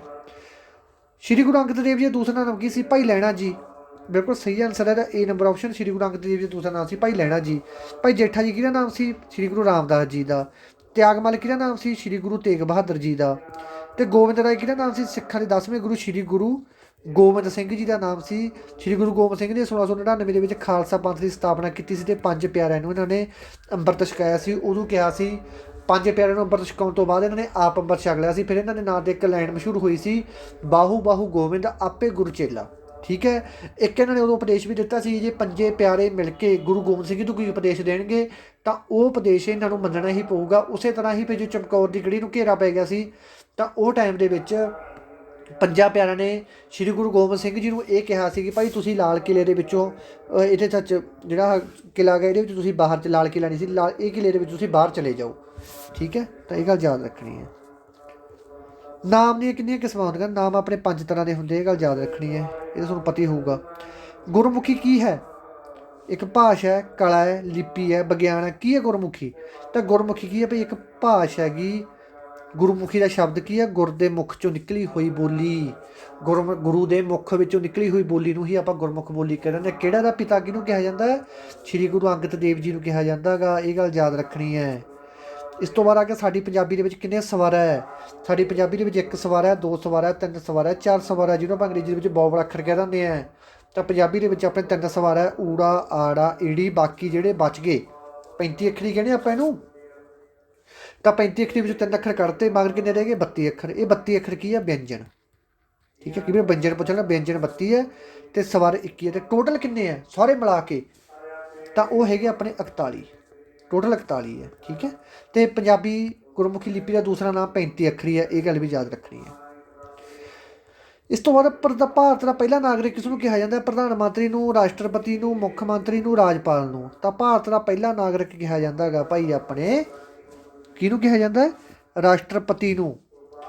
ਰਾਸ਼ਟਰਪਤੀ ਬਾਰੇ ਗੱਲ ਕਿਹੜੇ ਆਰਟੀਕਲ 'ਚ ਕੀਤੀ ਗਈ ਹੈ? ਆਰਟੀਕਲ 52 ਦੇ ਵਿੱਚ ਕੀਤੀ ਗਈ ਹੈ। ਅਤੇ ਇਹਨੂੰ ਹਟਾਉਣ ਬਾਰੇ ਗੱਲ, ਇਹਦੀ ਇੰਪੀਚਮੈਂਟ ਬਾਰੇ ਗੱਲ ਕਾਹਦੇ ਆਰਟੀਕਲ ਦੇ ਵਿੱਚ ਕੀਤੀ ਗਈ ਹੈ? ਆਰਟੀਕਲ 61 ਦੇ ਵਿੱਚ ਕੀਤੀ ਗਈ ਹੈ। ਠੀਕ ਹੈ, ਰਾਸ਼ਟਰਪਤੀ ਜਿਹੜੀ ਆਪਣੀ ਸੈਨਾ ਹੁੰਦੀ ਆ ਉਹਦਾ ਕਮਾਂਡਰ ਹੁੰਦਾ। ਪੁੱਛਿਆ ਜਾ ਸਕਦਾ ਕਿ ਸੈਨਾ ਦਾ ਕਮਾਂਡਰ ਕੌਣ ਹੁੰਦਾ ਗਾ? ਰਾਸ਼ਟਰਪਤੀ ਹੀ ਸੈਨਾ ਦਾ ਕਮਾਂਡਰ ਹੁੰਦਾ ਗਾ। ਅਤੇ ਰਾਸ਼ਟਰਪਤੀ ਕੋਲ ਕਿਹੜੀ ਸ਼ਕਤੀ ਹੁੰਦੀ ਹੈ? ਪਾਰਡਨ ਸ਼ਕਤੀ ਹੁੰਦੀ ਹੈ, ਜਿਹਦੇ ਕਰਕੇ ਇਹ ਕਿਸੇ ਦੀ ਵੀ ਸਜ਼ਾ ਮਾਫ਼ ਕਰ ਸਕਦਾ ਗਾ। ਠੀਕ ਹੈ, ਕਿਸੇ ਦੀ 1 ਸਾਲ ਦੀ ਸਜ਼ਾ 5 ਸਾਲ ਦੀ ਕਰ ਸਕਦਾ, ਕਿਸੇ ਦੀ 5 ਸਾਲ ਦੀ ਸਜ਼ਾ ਨੂੰ ਫਾਂਸੀ ਦੀ ਸਜ਼ਾ ਜੀ ਬਦਲ ਸਕਦਾ ਗਾ। ਅਤੇ ਇਹ ਗੱਲ ਯਾਦ ਰੱਖਣੀ ਹੈ। ਅਤੇ ਦੂਸਰੀ ਗੱਲ ਇਹ ਕਿਹੜੇ ਆਰਟੀਕਲ ਦੇ ਵਿੱਚ ਹੁੰਦੀ? ਆਰਟੀਕਲ 73 ਦੇ ਵਿੱਚ ਇਹਦੀ ਪਾਰਡਨ ਸ਼ਕਤੀ ਹੁੰਦੀ ਹੈ। ਇਹ ਗੱਲ ਯਾਦ ਰੱਖਣੀ ਹੈ। ਇਸ ਤੋਂ ਬਾਅਦ ਚੱਲਦੇ ਆਪਾਂ ਅਗਲੇ 'ਤੇ ਲਾਸਟ ਆਪਰੇਸ਼ਨ 'ਤੇ। ਪੰਜਾਬ ਸਟੇਟ ਯੂਨੀਕੈਮਰਲ ਹੈ ਤਾਂ ਬਾਈ ਕੈਮਰਲ ਹੈ? ਹੁਣ ਯੂਨੀਕੈਮਰਲ ਅਤੇ ਬਾਈ ਕੈਮਰਲ ਦੇ ਵਿੱਚ ਬਹੁਤ ਫਰਕ ਹੁੰਦਾ ਗਾ। ਯੂਨੀਕੈਮਰਲ ਦਾ ਮਤਲਬ ਤਾਂ ਇਹ ਹੁੰਦਾ ਕਿ ਇੱਥੇ ਸਿਰਫ ਇਕੱਲੀ ਵਧਾਣ ਪ੍ਰਤੀਸ਼ਤ ਹੈ, ਠੀਕ ਹੈ। ਅਤੇ ਇਹਦਾ ਮਤਲਬ ਇਹ ਹੁੰਦਾ ਗਾ ਕਿ ਬਾਈ ਕੈਮਰਾ ਮਤਲਬ ਕਿ ਇੱਥੇ ਵਧਾਣ ਪ੍ਰਤੀਸ਼ਤ ਵੀ ਹੈ, ਠੀਕ ਹੈ। ਅਤੇ ਇੱਥੇ ਜਿਹੜੀ ਇੱਕ ਦੂਸਰੀ ਹੁੰਦੀ ਆਪਣੀ ਸੰਸਥਾ ਉਹ ਵੀ ਹੈਗਾ, ਵਿਧਾਨ ਮੰਡਲ ਵੀ ਹੈਗਾ। ਤਾਂ ਆਪਣੇ ਕਿਹੜੀ ਆਪਣੀ ਬਸ ਇਹੀ ਪੁੱਛਿਆ ਜਾਊਗਾ ਕਿ ਪੰਜਾਬ ਯੂਨੀਕੈਮਰਲ ਵਾਲਾ ਕਿ ਬਾਈ ਕੈਮਰਾ ਵਾਲਾ। ਤਾਂ ਇਹ ਗੱਲ ਜ਼ਿਆਦਾ ਦੇਖੋ, ਜਿਹੜਾ ਪੰਜਾਬ ਆ ਭਾਈ ਇਹ ਹੈਗਾ ਆਪਣਾ ਯੂਨੀਕੈਮਰਲ ਵਾਲਾ, ਇਹ ਸਹੀ ਹੈ, ਜੈਸ ਇਹ ਸਹੀ ਹੈ, ਯੂਨੀਕੈਮਰਲ ਵਾਲਾ, ਠੀਕ ਹੈ। ਤਾਂ ਇਹਦੇ ਨਾਲ ਆਪਣੇ ਅੱਜ ਦੇ ਸਾਰੇ ਪ੍ਰਸ਼ਨ ਕੰਪਲੀਟ ਹੋ ਗਏ। 90 ਦੇ ਮੌਕ ਟੈਸਟ ਦੇ ਵਿੱਚ ਜਿਹੜੇ ਬੱਚੇ ਨੇ ਲਾ ਲਿਆ ਤਾਂ ਉਹ ਮੈਨੂੰ ਜ਼ਰੂਰ ਦੱਸੋ। ਅਤੇ ਜਿਹੜੇ ਨਾਲ ਮੈਂ ਐਕਸਟਰਾ ਪੁਆਇੰਟ ਲਿਖਾਏ ਆ ਉਹ ਸਾਰੇ ਬੱਚਿਆਂ ਨੇ ਆਪਦੀ ਕਾਪੀ 'ਤੇ ਨੋਟ ਕਰ ਲੈਣੇ ਹੈ, ਠੀਕ ਹੈ। ਇੱਕ ਵੀ ਕੋਈ ਮਿਸ ਨਹੀਂ ਕਰਨਾ ਉਹਦੇ ਵਿੱਚੋਂ। ਅਤੇ ਹੁਣ ਤੁਹਾਨੂੰ ਮੌਕ ਟੈਸਟ ਮਿਲੂਗਾ ਪਰਸੋਂ ਜਾਂ ਚੌਥੇ, ਠੀਕ ਹੈ। ਅੱਜ ਕਿੰਨੀ ਤਰੀਕ ਹੋ ਗਈ? 8 ਤਰੀਕ ਹੋ ਗਈ ਅੱਜ। ਅਤੇ 9 10 11 ਨੂੰ ਮਿਲੂਗਾ ਤੁਹਾਨੂੰ ਮੌਕ ਟੈਸਟ, ਇਹਨੂੰ 11 ਤੋਂ ਬਾਅਦ 13 ਨੂੰ ਮਿਲੂਗਾ, ਠੀਕ ਹੈ। ਅਤੇ ਜੇ ਤੋਂ ਪਹਿਲਾਂ ਮੇਰਾ ਟਾਈਮ ਲੱਗਿਆ ਮੈਂ ਵੱਧ ਤੋਂ ਵੱਧ ਪ੍ਰੋਵਾਈਡ ਕਰਵਾਉਣ ਦੀ ਕੋਸ਼ਿਸ਼ ਕਰੂੰਗਾ, ਕਿਉਂਕਿ ਬਾਈ ਮੈਨੂੰ ਵੀ ਟਾਈਮ ਚਾਹੀਦਾ ਹੁੰਦਾ। ਅਤੇ ਮੇਰੇ ਵੀ ਭਾਈ ਝੋਨਾ ਸਿੱਟਿਆ ਹੋਇਆ ਮੰਡੀ ਦੇ ਵਿੱਚ, ਹੁਣ ਉੱਥੇ ਜਾਂਦੇ ਹਾਂ, ਪਵਾਂਗੇ ਅੱਜ ਭੰਗਾਂ ਕੋਲੇ ਉੱਥੇ। ਅਤੇ ਆਏ ਨਾ ਫਿਰ ਬਾਹਲੀ ਖੇਤੀ ਦਾ ਆਪਾਂ ਕਰਦੇ ਥੋੜ੍ਹੀ ਮੋਟੀ ਕਰਦੇ ਹਾਂ, ਠੀਕ ਹੈ। ਅਤੇ ਅੱਜ ਜਾ ਰਿਹਾ ਭਾਈ ਭਈਆਂ ਕੋਲੇ ਮੈਂ, ਉੱਥੇ ਭਈਆਂ ਨੂੰ ਪੜ੍ਹਾਵਾਂਗੇ ਅੱਜ ਮੈਥ ਮੂਥ, ਅਤੇ ਬਾਰਡ ਅਟੈਂਡੈਂਟ ਦਾ ਕਰਵਾਵਾਂਗੇ ਕੋਰਸ ਉਹਨਾਂ ਨੂੰ। ਅਤੇ ਠੀਕ ਹੈ ਪੁੱਤਰੋ, ਧੰਨਵਾਦ, ਜਿਉਂਦੇ ਵੱਧਦੇ ਰਹੋ ਭਾਈ ਸਾਰੇ।